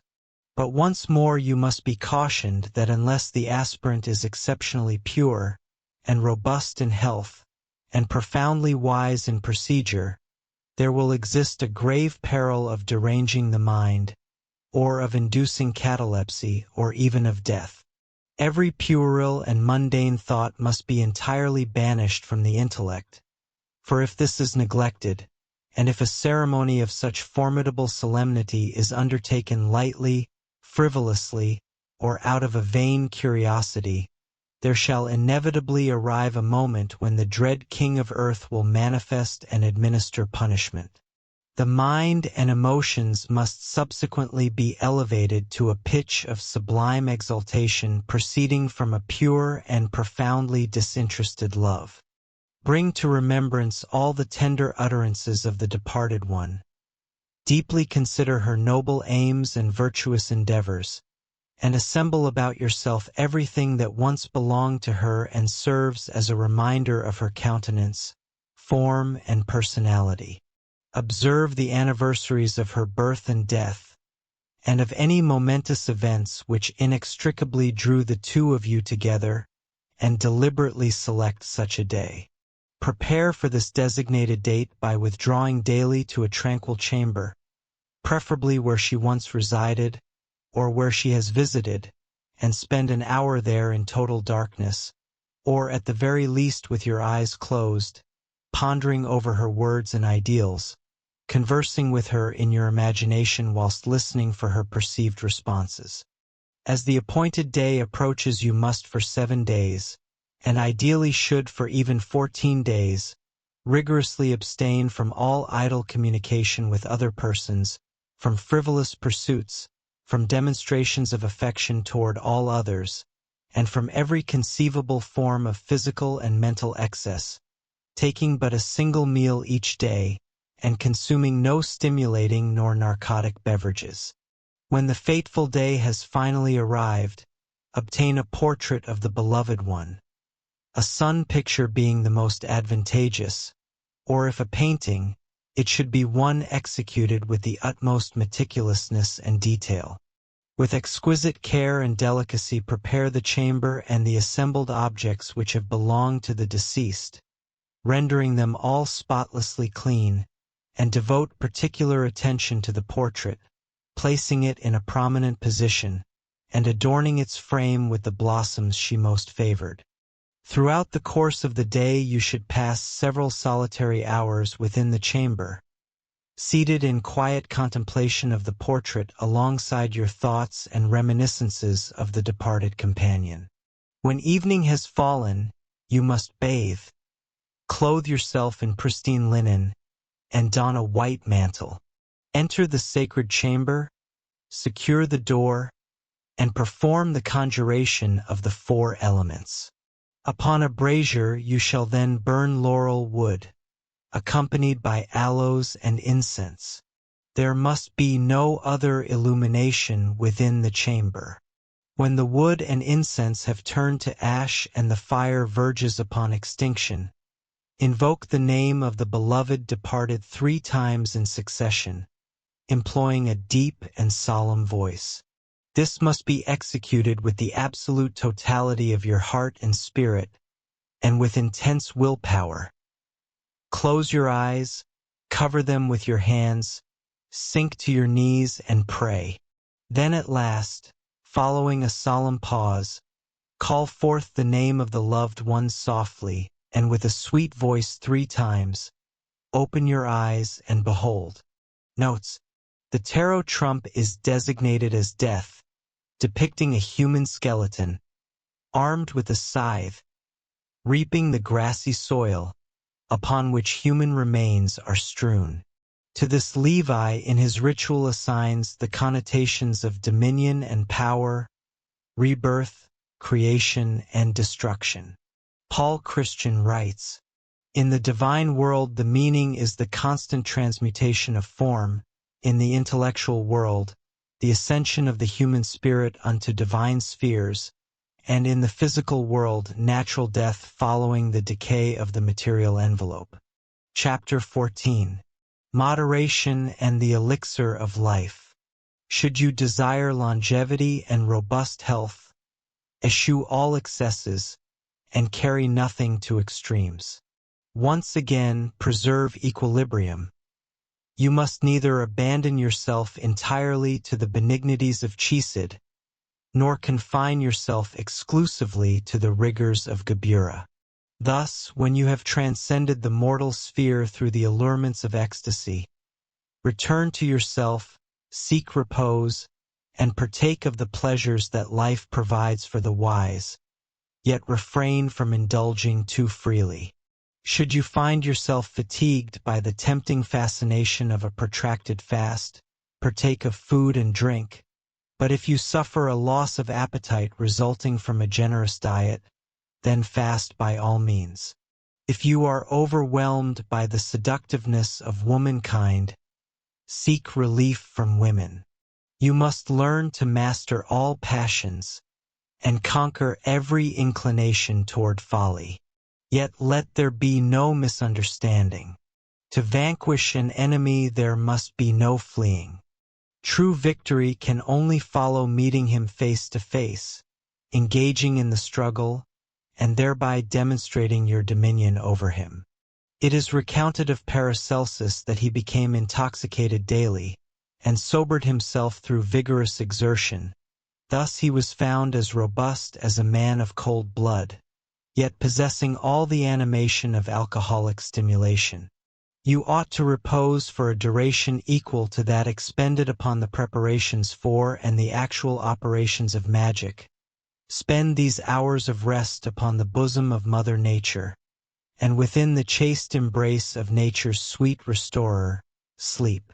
Pass alternately from the triangle to the circle, and from the circle back to the triangle. Temper the wine with water, and rectify the water with wine. Wine serves as the emblem of truth, yet it is unwise to pour out either in absolute purity to ordinary men and women, for some dilution with water is highly desirable. Know that the luminous septenary encounters as its enemies, and as obstacles, but acting also in some respects as auxiliaries, a dark septenary of averse forces. Should a man abuse the exalted forces of the septenary of powers, his transgressions form the 7 capital sins. Offer but little wine to one who is easily intoxicated, and, in a similar vein, impart but little occult instruction to those who treat it with levity, who abuse rather than utilize, and who thereby transmute truth into error. Notes: the 14th tarot trump, designated Temperance, depicts the angel of occult wisdom and power holding a goblet in either hand, and pouring from one into the other the 2 essences whose union forms the elixir of life.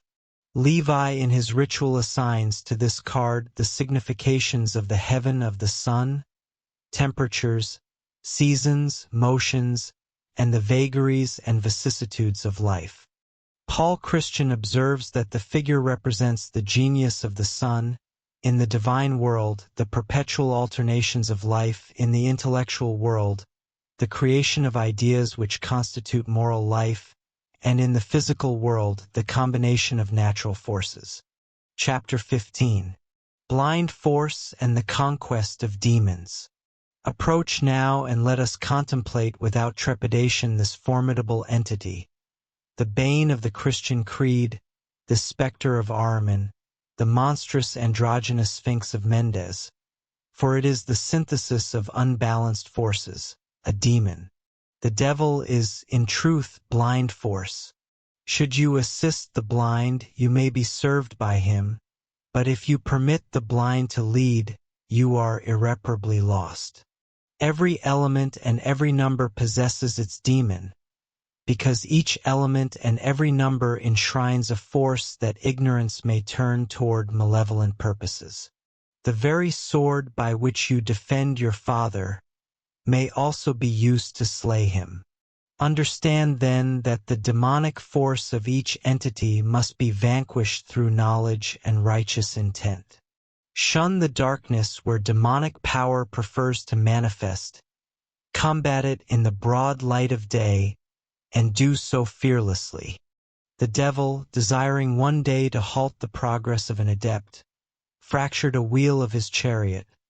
But this true adept compelled the devil to coil himself upon the wheel and serve temporarily as its tire, and so drove onward, reaching his destination even more swiftly than he would have achieved had the devil left him undisturbed.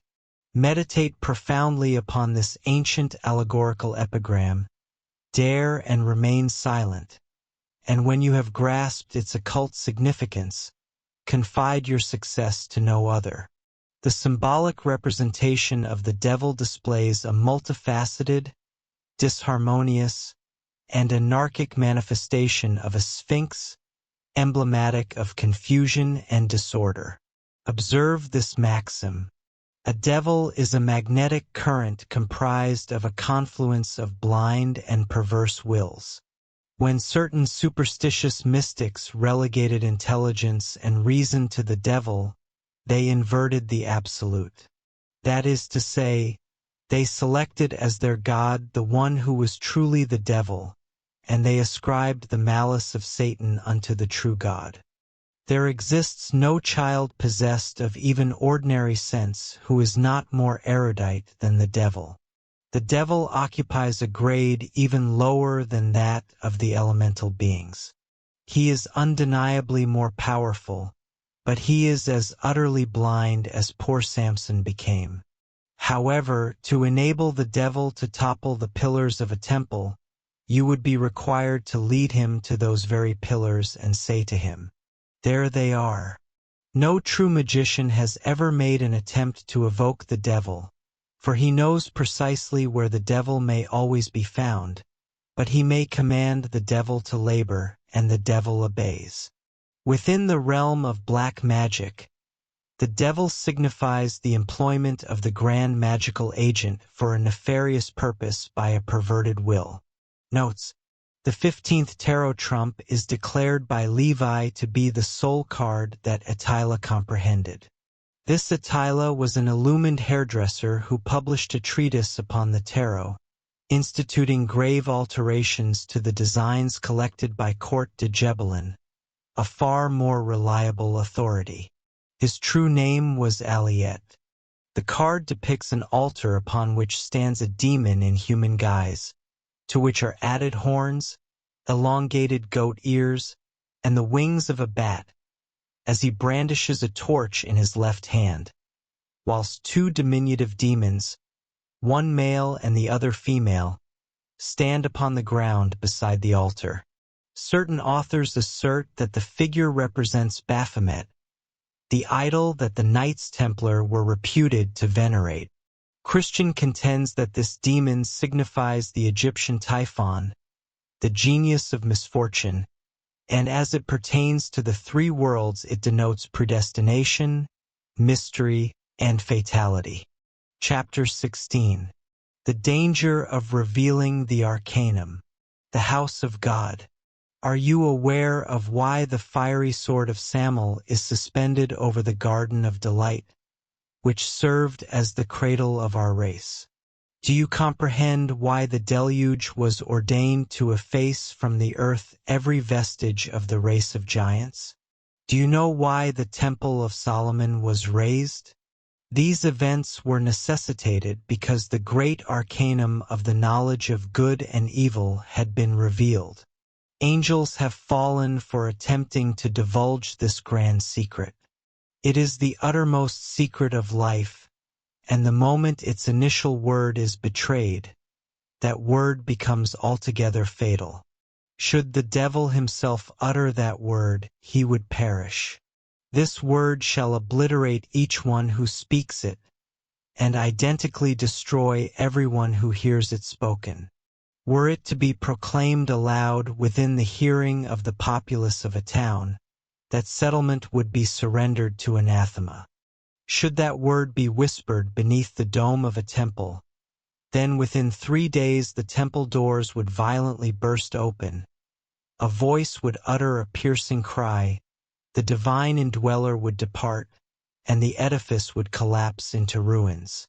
No absolute refuge could be found for the one who revealed it, for if he mounted to the topmost pinnacle of a tower the lightning flash would strike him, and if he attempted to conceal himself in the subterranean caverns of the earth, a torrential flood would whirl him away, while if he sought sanctuary in the house of a friend he would be betrayed, and if he sought solace in the arms of the wife of his bosom, she would desert him in sheer affright. In his agony of despair he would renounce his science and his knowledge, and, condemning himself to the very same blindness as did Oedipus, would shriek out, "I have profaned the bed of my mother." Blessed is the man who resolves the enigma of the Sphinx, but utterly wretched is he who retails that answer to another. He who has unraveled the secret and fiercely guards its secrecy is as the king of earth, as he disdains mere riches, is inaccessible to any suffering or fear born of destiny, and he could await with a tranquil smile the very crash of worlds. This mystery is, moreover, profaned and falsified by its mere revelation, and never yet has a just or true idea emerged from its betrayal.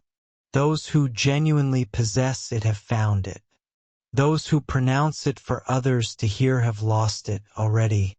Notes: the tarot trump numbered 16, and called the House of God upon cards crafted on the continent, is commonly recognized in this country as the Tower of Babel. It depicts a tower struck by lightning, wherein 2 men are seen falling headlong, and these figures are said to be intended for Nimrod and his chief minister. Levi assigns several meanings to this arcanum, namely weakness, changes, subversions, and the heaven of Lunar. Christian elucidates this card as signifying the punishment of pride, the ruin of such individuals as impiously attempt to penetrate the secrets of divinity, and on the human plane, the occasional reverses of fortune. Chapter 17. Stellar Influences and Personal Talismans. You must familiarize yourself profoundly with the planets and also with the fixed stars. When their names are mastered, their corresponding influences must be learned, and you must discover the particular hours and in what celestial sign the psyche of the world pours forth from her 2 goblets the waters of life like 2 rushing rivers. Learn both the diurnal and nocturnal hours, in order that you may select such as are most suitable for the esoteric work you wish to perform. The midnight hour is characterized by a special tendency toward the manifestation of phantoms. The first and second hours, which immediately follow, are solemn and profoundly sad for those who are afflicted by illness or are sleepless. During the 3rd hour, the sufferer from insomnia finally falls asleep, while the 4th, 5th, and 6th hours are calm and lead to a healthy, restorative repose in sleep.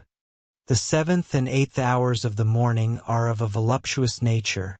The 9th, 10th, and 11th are eminently suitable for works of friendship, and the midday hour is a time of heedlessness and languor in summer, and of a comforting sense of well-being in winter. You should locate your own particular planet in the firmament, allowing your intuition to guide you in discovering it. And when found, you should salute it with deep reverence every night that you observe it shining down upon you. The genius of this star must be invoked in your conjurations, and the allotted name of the celestial body may be worked out by means of the learned tables and Kabbalistic permutations designed by Trithemius and Agrippa. You should then forge a talisman of sympathy to connect the planetary forces with yourself, making it of the metal of the planet which presided at your birth, representing the lord of the ascendant of your natus, and engrave upon this plate of metal the sign of the microcosm with the numbers of your name, the numbers related to the planet or star, and the name of the governing genius. When you are seeking divine inspiration, gaze at your star, holding the talisman with your left hand and pressing it against your heart. But if it be daytime or the star be invisible, gaze upon the talisman itself, and recite the name of the genius or spirit of the star precisely 3 times. When you see the star become brilliant and glitter in response to your aspiration, be of good hope for success. But should it be seen to pale at your glance, then be exceedingly prudent and take the greatest care of yourself. Notes: the tarot trump numbered 17 is designated the star. It represents an entirely nude female figure kneeling upon land and sea, and pouring a liquid out of a vase in each hand, while the streams form a flowing river at her feet. Suspended above is a star of 8 rays, and 7 smaller stars surround it.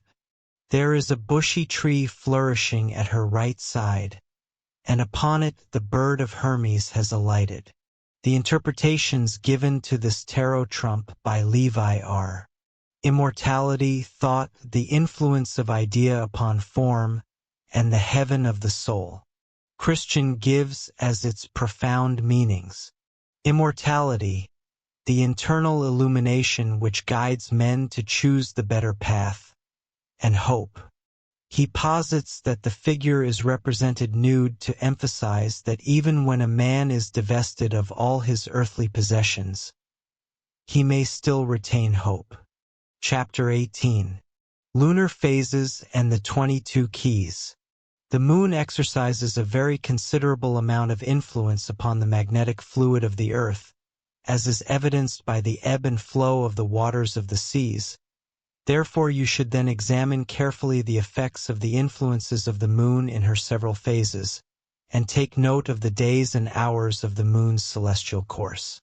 The quarter of the new moon is highly favorable for the commencement of all magical enterprises, whereas the first quarter imparts an influence of heat, the full moon an influence of dryness, and the last quarter a remarkably cold influence.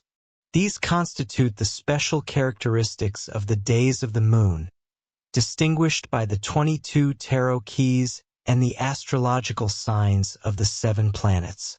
The juggler or the magus. On the first day of the lunar course the moon was created, as says Rabbi Moses, upon the 4th day. The gnosis or the high priestess. On the 2nd day, whose governing genius is named Enodil, the fish and birds were created, and it is highly propitious for the works of occult science. The mother or empress. The 3rd day witnessed the creation of humanity. The Kabbalists frequently call the moon by the title of mother, and allot the number 3 to her. This day is profoundly propitious for generation. The despot or emperor. The 4th day is decidedly baneful, for on this day Cain was born, but it remains a powerful day for unjust and tyrannical acts. The pope or priest. The 5th is a day of supreme happiness, as it was the birthday of Abel. The lovers or the struggle. The birth of Lamech, a day marked by contest and anger, being exceptionally suitable for conspirators and for revolt. The chariot. The birth of Hebron, a day intensely propitious for religious ceremonial. Justice. The death of Abel, denoting the day of expiation. The hermit.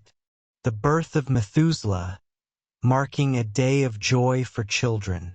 The Wheel of Fortune, the birth of Nebuchadnezzar, a day intended for the conjurations of plagues, being a baneful day. Reign of absolute brute force, strength, the birth of Noah. The visions of this day are decidedly deceitful, but children born upon this day are healthy and notably long-lived. The Hanged Man, the Tau, the birth of Samuel, a day exceptionally favorable for Kabbalah and prophecy, and for the accomplishment of the great work. Death, the birth of Canaan, the cursed son of Ham, representing an evil day and a similarly evil number. Temperance, the benediction of Noah. On this day Cassiel of the celestial hierarchy of Oriel presides. The devil or Typhon, the birth of Ishmael, marking a day of severe reproof and exile. The Tower, the birth of Esau and Jacob, wherein the latter is predestined to ruin Esau. The Star, the ruin of Sodom and Gomorrah, as this day is firmly under the rule of Scorpio, assuring health for the good and utter ruin for evil persons. It is deeply dangerous when it falls on a Saturday. The Moon, the birth of Isaac, an auspicious day of good augury. The Sun, the birth of Pharaoh, constituting a day of grave danger. The Judgment, the birth of Judah, a day highly propitious for divine revelations. The World or the Sphinx, the birth of Saul, a day characterized by physical force and material prosperity. Saturn, the birth of Job. Venus, the birth of Benjamin. Jupiter, the birth of Japheth. Mercury, the 10th plague of Egypt.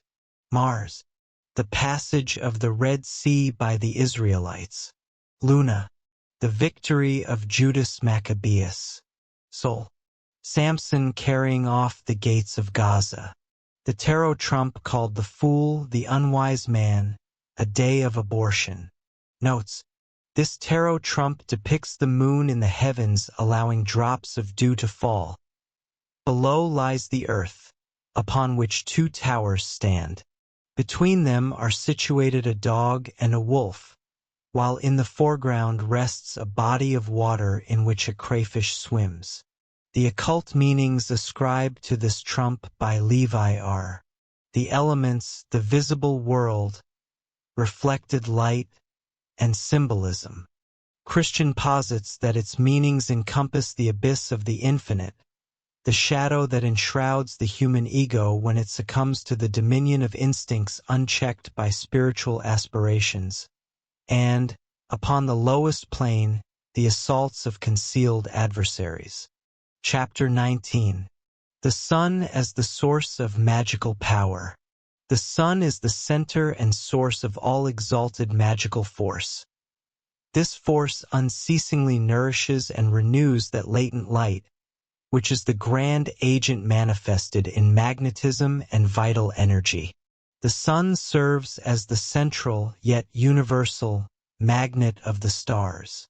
It possesses two poles, one wielding an attractive force and the other a repulsive force. It is solely through the equilibrium of these two energies that it sustains cosmic balance and universal motion. It is the sun that bestows radiance upon the planets and meteors. It embodies the principle of fire, and within this world, it acts as the source of the phosphorescence of the sea and even the scintillation of the glowworm. It is the heat of the sun that constitutes the stimulating essence of the generous wine drawn from the fruit of the grape, and that brings to perfection the luscious sweetness of all fruits. It is the sun that awakens the dormant energies of all beings in the springtime, and that prompts the enjoyment of all the sweet mysteries of sexual love. It is the sun's force that courses through our veins and palpitates within our hearts. And it is the light of the sun that empurples our blood, causing it to resemble the crimson richness of wine. The sun serves as the sanctuary for spiritual beings who have been unloosed from the fetters of earthly existence, and therein lies the blazing tabernacle that houses the soul of the Messiah. You position your altars where the sun's rays may descend upon them, and you renew the sacred fire upon them through its beams. When consecrating a talisman or pantacle, you forge a pathway along which a solar ray may pass into it during the ceremonial rites. When the adept seeks to heal the afflicted or alleviate any pain, he elevates his hands toward the light and heat of the sun. Then, lowering them, he touches the infirm, declaring, "Be thou healed if thou hast faith and will." The perfumed flowers and leaves intended for use as incense should be dried beneath the sun's rays. This is true notwithstanding the fact that flora gathered in darkness possesses greater potency than that plucked by daylight, for plants exhale their aroma in the sunlight and close their pores to preserve it during the absence of the creative rays. Gold is the quintessential metal of soul, and it tends to augment the solar force within everything with which it is brought into contact. A golden layman applied to the forehead renders the mind more open and receptive to divine influences.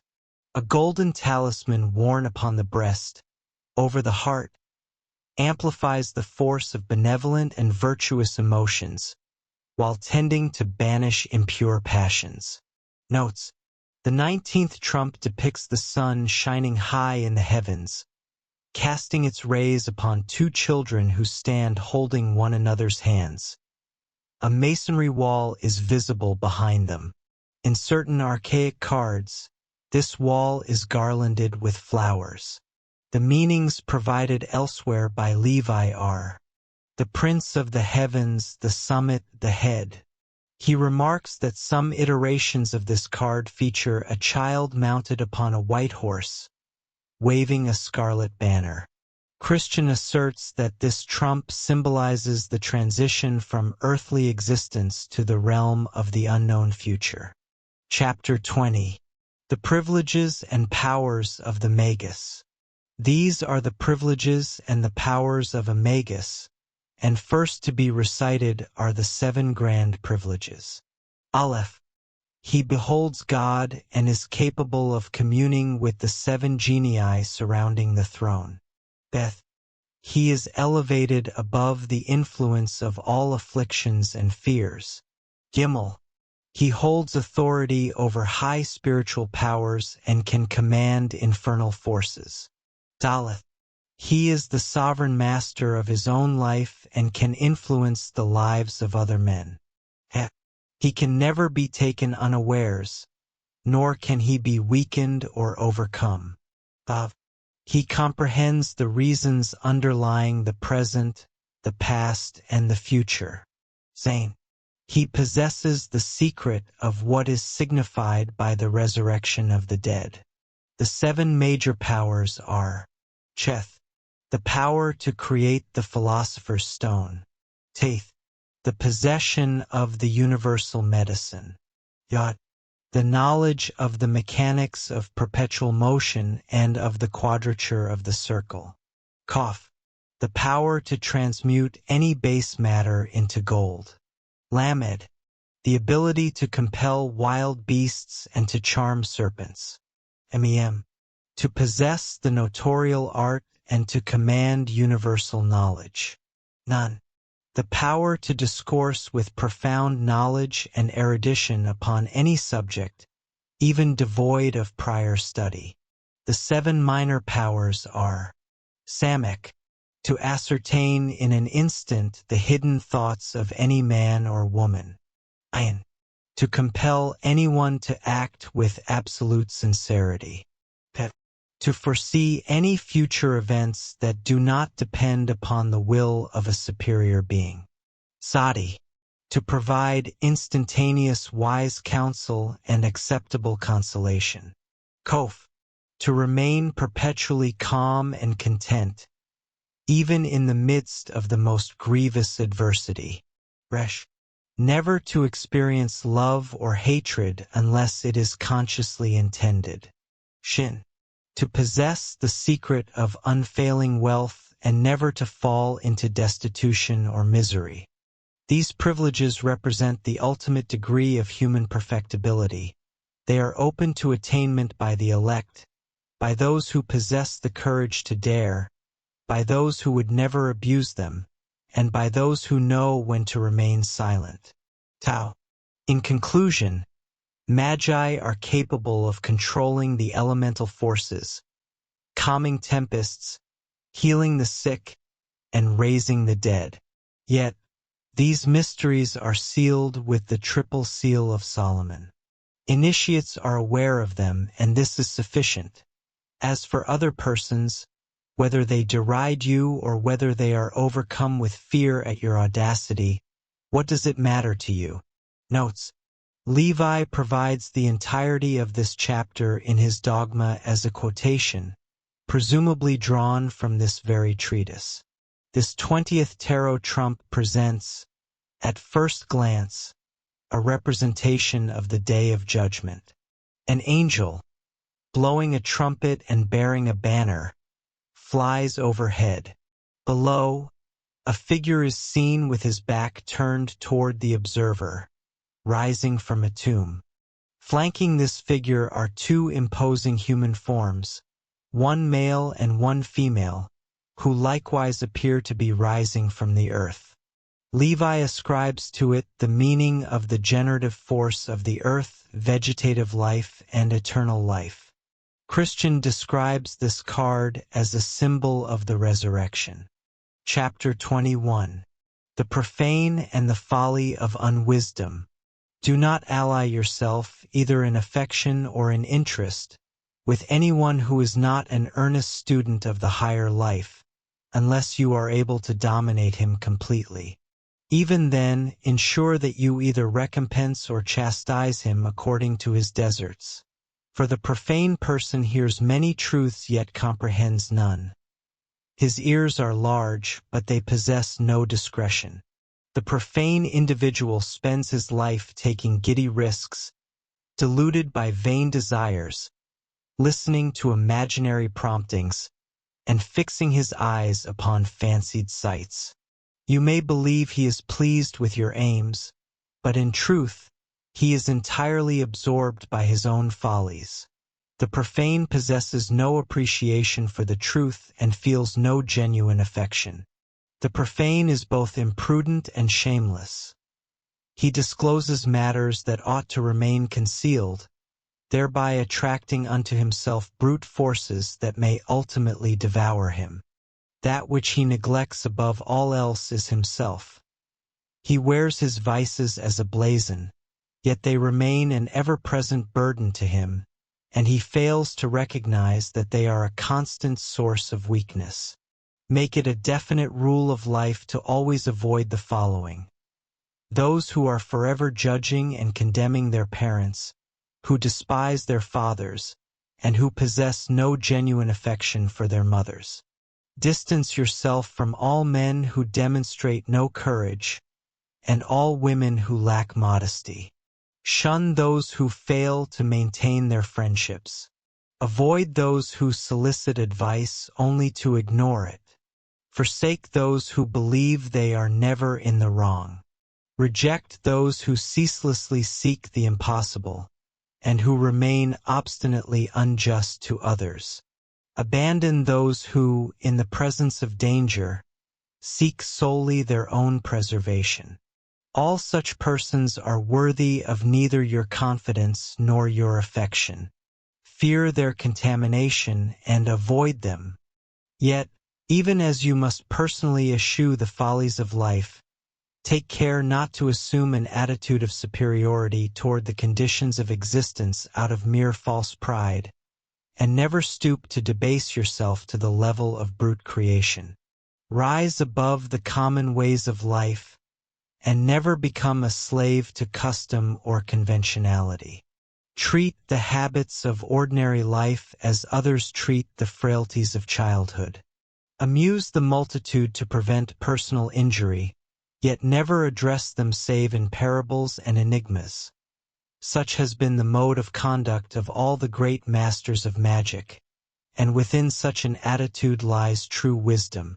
Notes: we are now confronted by an unexpected difficulty, for Levi has written this chapter as number 21, following number 20, the Judgment, without any indication that the card in question is not the one numbered 21, which is the universe, but rather the sole unnumbered trump of the deck. Among other authors, some have designated the universe, the moon, or the fool as 0 or as the 22nd. The fact remains that in all decks the universe is numbered 21, and it shall be considered in this tract following the next chapter, which unequivocally refers to it. In this chapter, wherein the author makes such frequent reference to the profane, the trump known as the fool is clearly indicated. It depicts a wayfarer walking along a path, carrying a burden slung over his shoulder. He holds a staff in his right hand. From behind, he is assailed by a tiger that has already fastened its claws into his garments, while his countenance reveals that he remains entirely ignorant of the attack. In his ritual, Levi attributes to this trump the somewhat incongruous meanings of the sensitive nature, the flesh, and eternal life. Christian offers an alternative description of this card. In lieu of the design described above, he asserts that the 20th trump should depict a blind man carrying a satchel, coming into contact with a fractured obelisk upon which rests a crocodile with gaping jaws. The meaning he assigns to this imagery is the inevitable punishment of sin. This blind man, he contends, is the symbol of humanity, acting as the blind slave of matter. He numbers this card 0, yet positions it between numbers 20 and 21. Chapter 22. The Enigma of the Sphinx and Universal Truth. Do you now comprehend the enigma of the Sphinx? Do you perceive the thought that resides within its human head, the love that pervades its womanly bosom, the labor denoted by the loins of the bull, the struggle that the lion's claws can wage, and the beliefs and poetry of its eagle's wings? Indeed, you recognize that the Sphinx refers to man. But are you aware that the Sphinx is singular and solitary, remaining forever unchanged, whereas, regarding humanity, is not each individual a Sphinx of a different synthesis? In certain individuals, there exists the head of a lion, such as is inscribed upon talismans of fire. These are the descendants of the salamanders. Others bear the head of a bull, an eagle, or an ibis. Each of these possesses its divine counterpart, and it is precisely this that the wise men of Egypt depicted in those hieroglyphic figures which the profane scholars of our contemporary era find so ridiculous and misleading. May they be forgiven from the deepest recesses of the tomb of the divine Hermes. It is by reason of this diversity of divine inspiration, and its influence over the human will, that the wise have fashioned such diversified pantacles and talismans. All initiates have maintained faith in the efficacy of symbols and emblems. How else might the word be expressed without letters and characters, and why should those very letters and characters not manifest the power of the word they represent? Inscribe the words I love upon a golden jewel and wear it against your breast. Then, each time you feel its touch, will not the concept of your love awaken within your mind? Furthermore, I assure you that this jewel, magnetized by your will and your faith, shall deflect and extinguish all attacks directed against you. Should you pass through the searing heat of fire, it shall feel as a breeze of fresh air unto you. Should you face the peril of drowning, it shall buoy you up amidst the waters. Never, therefore, condemn the use of amulets, pantacles, talismans, and phylacteries. Wretched is the man who remains unimpressed by the appearance of any image, and who refuses to bow his head before any symbol. Yet, every wise man should possess his phylactery or talisman, just as every master possesses his clavicule. Such are the talismans of Hermes. There are others belonging to Solomon, to Rabbi Chale, and to the Tel, alongside further signs utilized by Paracelsus, Agrippa, and Albertus Magnus. The symbols of Abraham, the Jew, gave rise to the emblematic designs of Nicholas Flamel, which, in turn, differ from those of Basil Valentine and Bernard of Treves. All embody the identical ideas, yet, according to their specific form of consecration, they speak another idiom within the language of hieroglyphics. Should you become initiated, you will eventually craft and vary your own talismans and pantacles. You will choose the auspicious hours, select your perfumes, and compose your own invocations based upon the models you may discover among the various clavicules of Solomon. Ponder carefully upon this axiom. The man who addresses words he does not fully comprehend to a power unknown to him offers a tenebrous prayer to the spirit of darkness. In other words, he invokes the devil. Everything that transpires within the world, whenever devoid of justice and right, has the devil as its author. Remember, too, that he who consults the oracles abdicates some portion of his liberty and makes an appeal to fateful forces. The true sage directs or corrects the oracle, but he never consults it. Saul was already conquered and lost the moment he consulted the Witch of Endor. Amidst the difficulties of life, consult the SPHNX in preference to all else. Is it a decision that is required? Ask it of the human head. Is it affection that you desire? Seek it from the woman's breast. Is it aid and protection that you need? Call upon the lion's claws to provide it. Are you impoverished and ignorant? Invoke the power of the bull and labor diligently yourself. Do the struggles of life weary you? Take up the eagle's wings and raise yourself on high, far above the earth. The SPHYNX devours only those who fail to comprehend her. She will obey anyone who has mastered the answer to her riddle. All the forces of nature correspond to human forces, and they remain dependent upon the will within its sphere of action. The constant exertion of willpower extends the very boundaries of that sphere. Man, and by man I intend neither fools nor the profane, is worth precisely what he believes himself to be worth. He can achieve whatever he believes himself capable of achieving. He accomplishes whatever he truly desires to do, and he may ultimately become all that he wills himself to be. He who was not mad yet could declare, "I am the only Son of God," was indeed the only Son of God. The examples of the past may be reenacted at any moment. The archetypes still exist, and they can be brought into action once more. Would you become a Moses or an Elias? Would you relive the career of Paracelsus or that of Raymond Lully?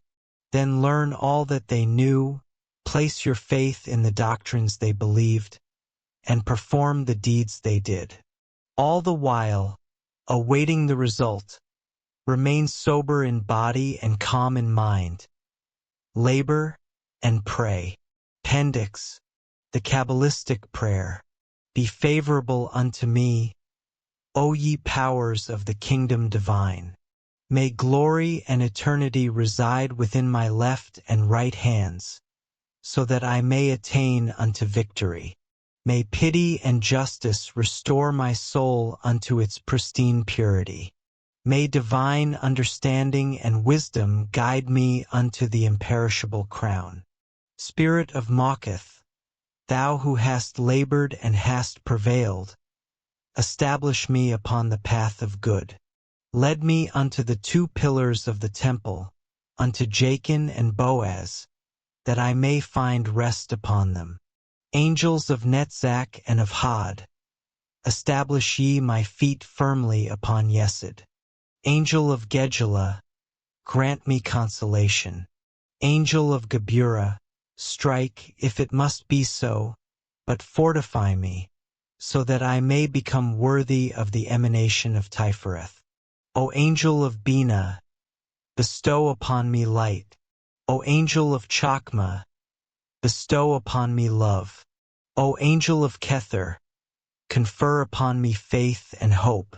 Spirits of the Yetziratic world, draw me forth from the darkness of Asaya. O luminous triangle of the world of Bria, grant me the vision to perceive and comprehend the mysteries of Yetzirah and of Atziluth. O holy letter Tai Shin.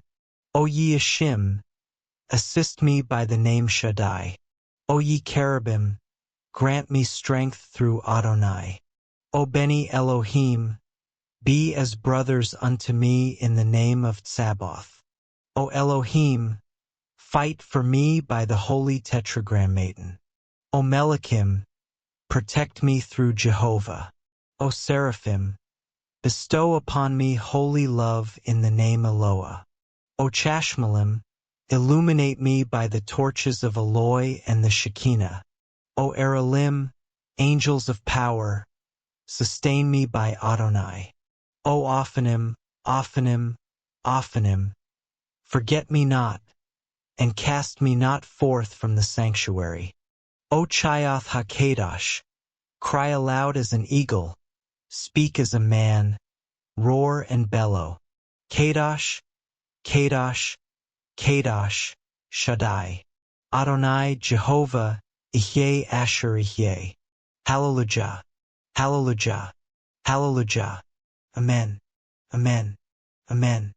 This prayer should be employed each morning and evening, and it should be recited as a preliminary unto all grand magical and Kabbalistic ceremonials. It should be intoned when facing the Orient with the eyes raised unto the heavens, or fixed upon the Kabbalistic emblem of the sublime tetragrammaton, which you will find delineated for your instruction upon an accompanying page. So soon as you dedicate both body and soul unto the higher magic, you will be compelled to defend yourself against all the blind forces of the world and of Hades. Earth shall send forth the Bacchantes of Orpheus and the temptresses who assailed Samson and Solomon. Even the very stones will rise up and hurl themselves at you. Hades shall dispatch its larvae and phantoms to attack you. As a defense you shall possess the divine word, the aura, the magical sword, the magnetic wand, the consecrated water, and the sacred fire, but above all the vigilant power of your invocation. If you are royal, you may rely upon revolts and counterplots to compel the spiritual powers to obey you. Perform the conjuration of the 4 by means of the Pantacle of Ezekiel, and proceed by the septenary and the triadic method, and by the Pantacle of the hexagram of Solomon, which latter is the symbol of the macrocosm. For the conjuration of the tetrad, the 4, you summon into action the powers of the 4 elements duly consecrated, and you must trace in the air and upon the earth the pentagrams of fire and of water, then make 4 expirations of breath and recite, making the cross. Nixa, Gab, Paralda, Jin. Let moisture flow through the spirit of Elohim. Let the waters flow on, propelled through the spiritual energy from Elohim, or ye undines must recede through the influence of this consecrated water. May the earth remain through Adam. Let the earth remain solid through Adam. Labor, ye gnomes, according to my will, or return unto the earth in which I can imprison you by this pantacle. Let there be a firmament through Elohim. The firmament must persist through the Elohim.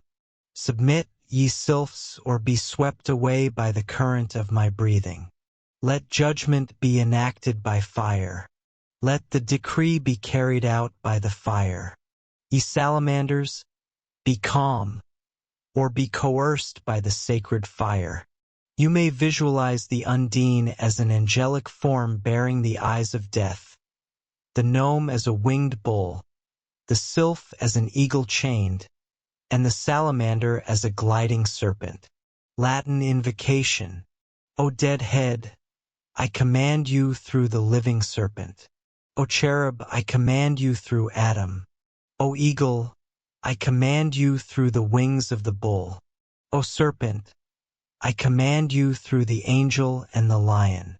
The conjuration of the heptad, the seven, is executed with the magical wand and fumigations by means of the seven planetary spirits.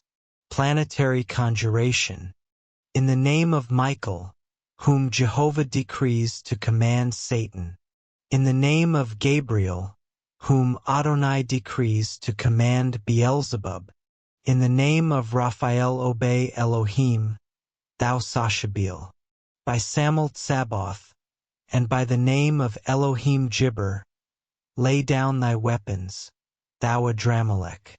By Zachariel and Sakiel Melech, submit unto the power of Eloah, thou Samgabil. In the divine and human name of Shaddai, and by the power of Anael, of Adam and of Chava, thou Lilith retire, leave us in peace, thou Nehema. By the holy Elohim, and by the power of Oriphel, in the names of the spirits Cassiel, Shaltiel, Aphiel, and Zarahiel, turn back, thou Moloch, there are no children here for thee to devour. You must then trace in the air and upon the earth, with the magical wand, the famous and potent hexagram, the seal of Solomon.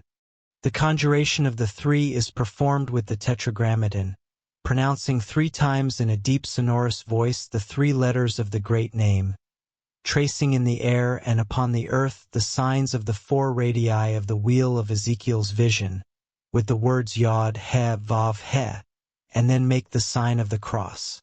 You should clearly understand that the names Satan, Beelzebub, and others like them do not denote spiritual personalities, but rather legions of impure spirits. My name is Legion, declared the spirit of darkness, because we are numberless in hell, the kingdom of anarchy.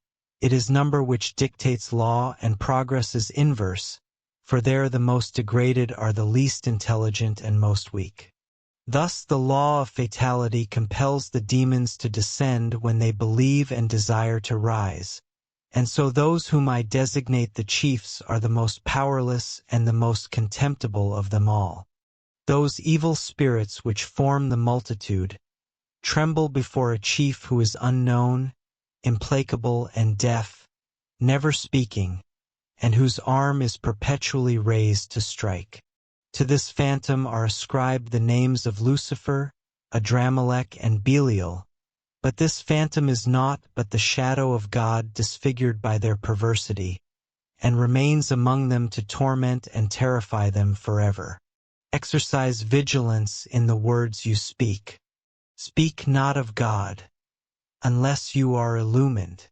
All the images which you create, whether of God or of other ideals, remain imprinted upon that luminous medium, the astral light of the soul and of the world, and there is that book of the conscience which shall be opened and its records revealed in the last day. Know that the human brain, although it receives, does not forge any visible record of impressions, otherwise they would be engraved upon the gray matter of the brain and anatomists would perceive them there. The nerve substance does not but perceive and collect, by reason of this essence, the astral light, the living and ineffaceable pictures of the spiritual atmosphere which you evoke. You may even by sympathy, present or past, with the desires, evoke the impressions of other persons, and thus it is that you can communicate with those who are dead and even perceive the bodily form they have cast aside, and which they must retake when the grand consummation arrives and the world is transfigured. To such as ask you where paradise and hell are situated, you should answer, paradise exists wherever you speak the truth and do what is right. Hell is present wherever you speak that which is false or do that which is evil. Paradise and hell are not localities, they are states of being, and the contrasted states shall remain unto eternity, even as good must ever endure in opposition to evil, as the essential nature of a personality is opposed to that of intelligent existence, which is liberty. The plastic universal medium, that insubstantial substance comprising light, motion, and life, this androgynous magnetic force, receives, preserves, and communicates all forms and images that are the impressions of the word. This it is which imparts form and color to flora. It is this which imprints upon the fruit of a mother's womb the stamp of her thoughts and desires. It is this which engenders apparitions and the perceptible visions of exaltation and ecstasy when superior spiritual powers communicate with us through the correspondences of the word, or when inferior spirits endeavor to ascend to our plane through sympathy with our baser passions. There exists no true isolation within this world. There is no point of form and no variety of thought which lacks its correspondence, item by item, through analogy, with that which is above, as well as that which is below within the infinite and finite worlds. This constitutes the veritable ideal of the mystical ladder of Jacob, whose rungs are bound together by the two pillars of light, and which provide for the unbroken circulation of intelligence and love across the vast expanses of the universe. Nothing entirely novel occurs under the sun. Causes precipitate new causes and effects precede these. Prophetic intuitions are merely the consequence of contemplating the analogies between the past and the future, deciphered within that luminous volume composed of characters as mobile yet incorruptible as the waves of the sea. Hence it follows that to divine is to perceive.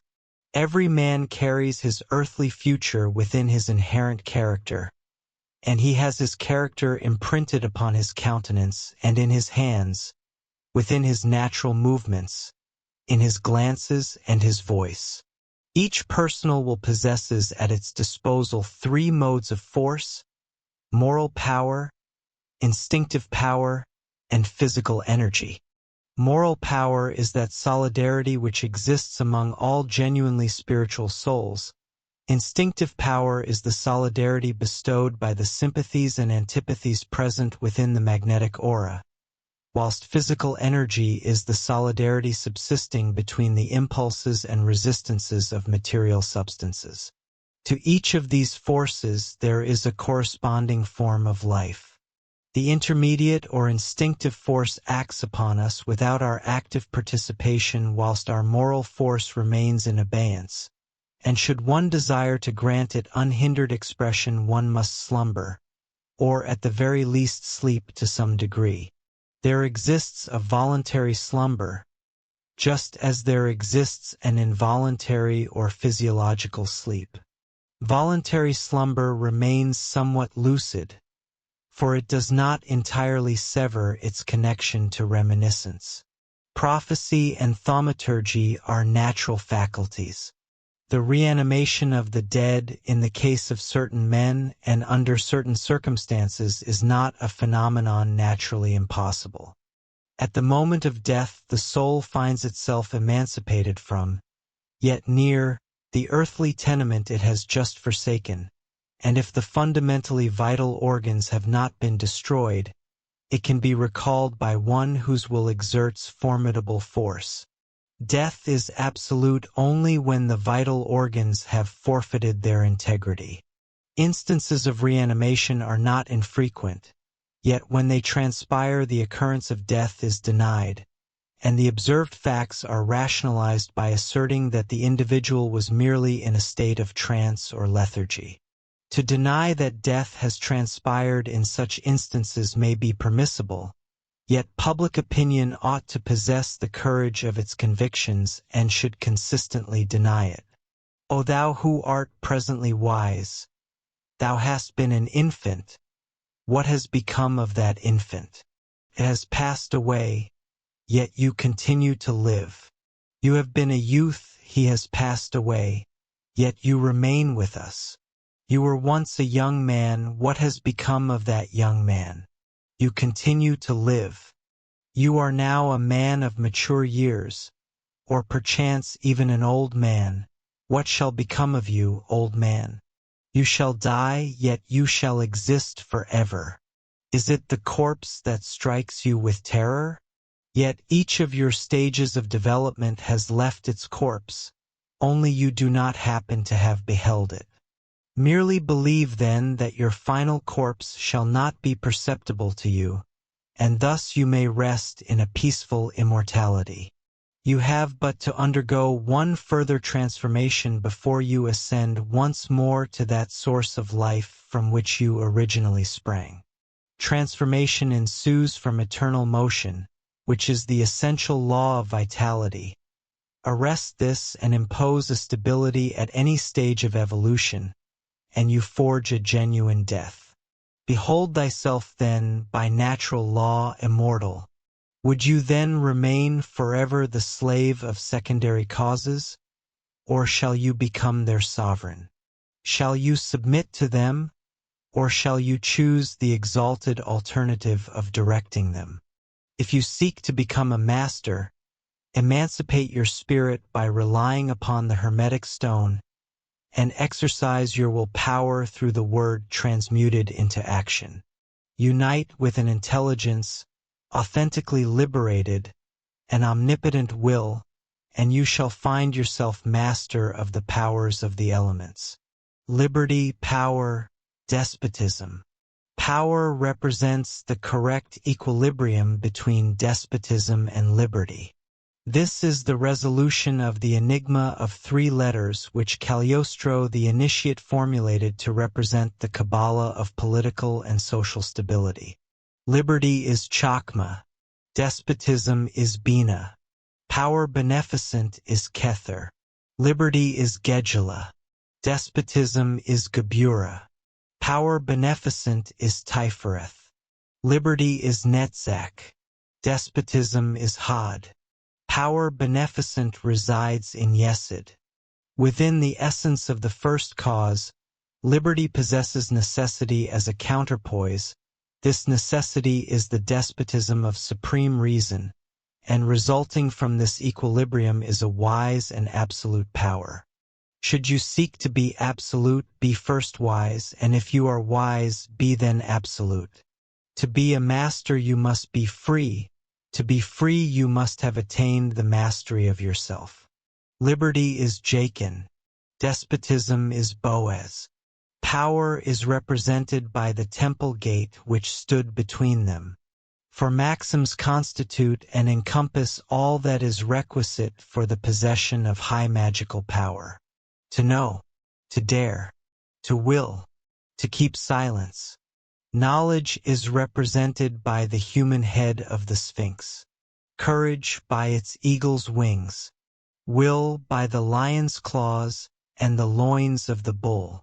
Secrecy, by its stony silence and by the concealed answer to its enigma.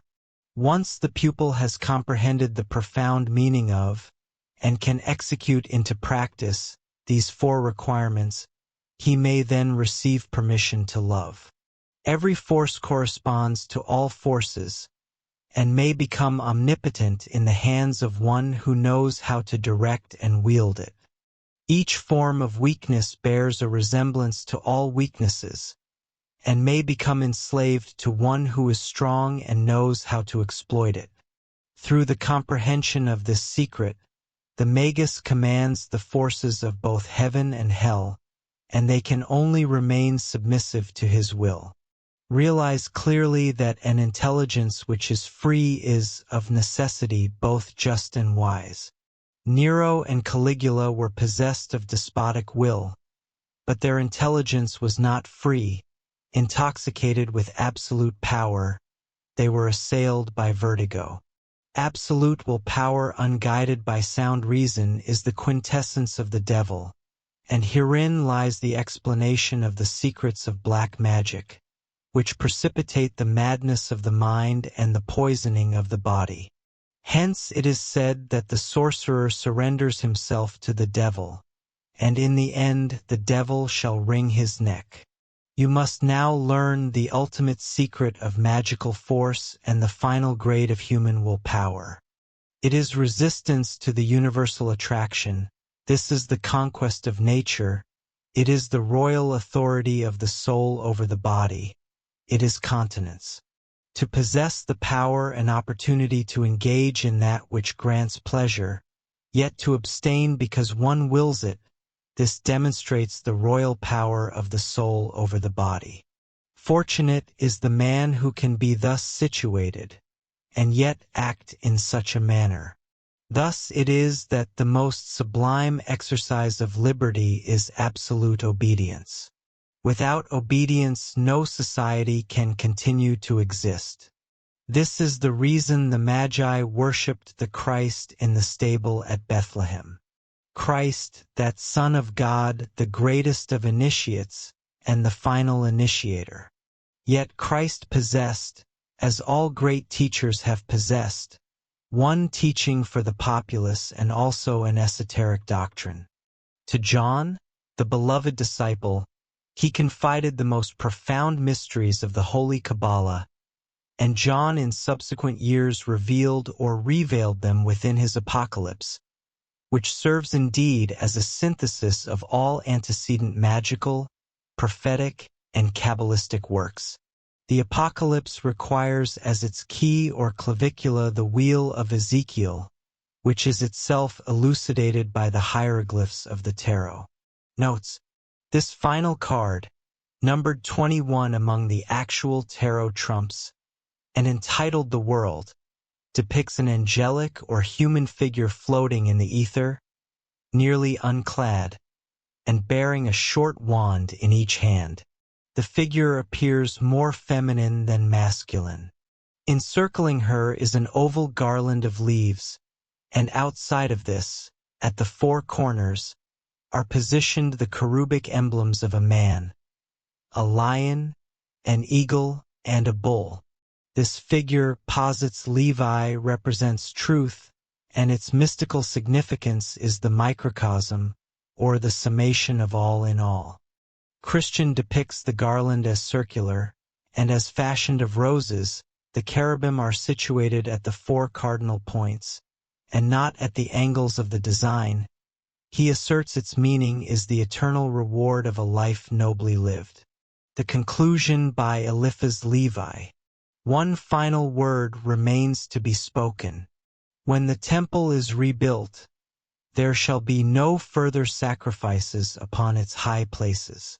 Centuries have elapsed since Hermes and Zoroaster lived and imparted their teachings. A voice far greater than that of the soul of the world has imposed silence upon the oracles. The Word has been made flesh. A new symbol of salvation through holy water has supplanted the magical ceremonies belonging to the day of Lunar. The sacrifices offered to Samuel on the day of Mars are surpassed by the heroic severities of penitence. The manifestation of the gift of tongues and the Christian code have superseded the sacrifices traditionally dedicated to Mercury. The day once held sacred to Jupiter is now devoted to the sign of the kingdom of God within man by the transubstantiation of love under the forms of bread and wine. Enlil has vanquished Venus. Lilith and Nehema have been consigned to Hades, and the sacred rite of matrimony now confers divine approbation upon the unions of men and women. Lastly, extreme unction, which prepares a man for a tranquil death, has replaced the melancholic offerings of Saturn, and the priesthood of light dispenses illumination on the day sacred to the sun. Glory be to the Christ, who has brought to their ultimate fulfillment the symbols of the ancient mysteries, and who has paved the way for the reign of knowledge through faith. Would you now be greater than all the Magi? Conceal your science within the deepest recesses of your mind. Become a Christian, simple and docile. Be a faithful servant of the Church. Believe, mortify yourself, and obey. Occult and religious maxims from the manuscripts of Eliphas Levi. Every idle word constitutes a fault. Demonstrate your learning through your actions. The word is life and the first principle of life. The quality of a life is evidenced by its deeds. An idle word is either devoid of meaning or partakes of the nature of a falsehood. An idle word in matters of religion is a sin. He who contents himself with idle words is as though he were dead. He who fails to manifest his worship possesses no true religion. Better is superstition than impiety. God judges actions rather than vain thoughts. He who is religious will perform works which accord with the word of his religion. He who has no religion and believes not in any word, yet he also must be judged by his actions. For unto every man shall it be rendered according to his works. True religion is that which demonstrates a form of worship which is pure and living. The perfection of worship, however, resides in self-sacrifice, which is complete and enduring. The profound beauty of self-sacrifice is taught within the Church of Christ, Catholic and Roman, and it remains an article of faith, that whosoever denies himself and takes up this cross, and follows the mediator to the altar, assumes simultaneously the dual offices of both priest and victim. No man has ever seen God at any time. Before the dawn of the microcosm, Azoth was the flying eagle and the royal lion. It was the mastodon of the earth and the leviathan of the sea. When the human-headed Sphinx appeared, Azoth became man among men and spirits among elementals. Every substance can and should become Azoth through adaptation. Within Azoth resides the principle of the light, which is the quintessence of splendor and gold. This is the grand secret of universal transmutation. No man has ever beheld the light itself, but we perceive by reason of it those objects which reflect the light. There is nothing occult which shall not be known. There is nothing concealed which shall not be revealed. The kingdom of God resides within us. Initiation passes from east to west. Intelligence passes from south to north. Power passes from north to south. The word is the very garment of truth. God wields not absolute, but regulated power. To speak the truth to those who cannot comprehend it is to lie to them.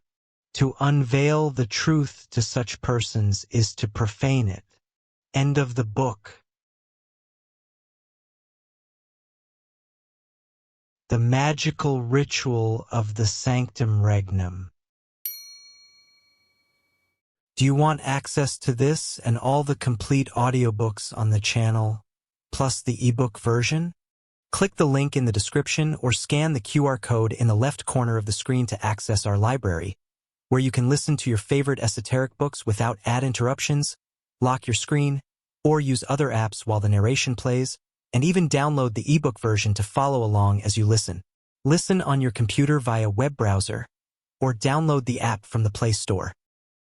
After subscribing, you will receive an email with your login details, password, and step-by-step instructions on how to access the books through the Hotmart app.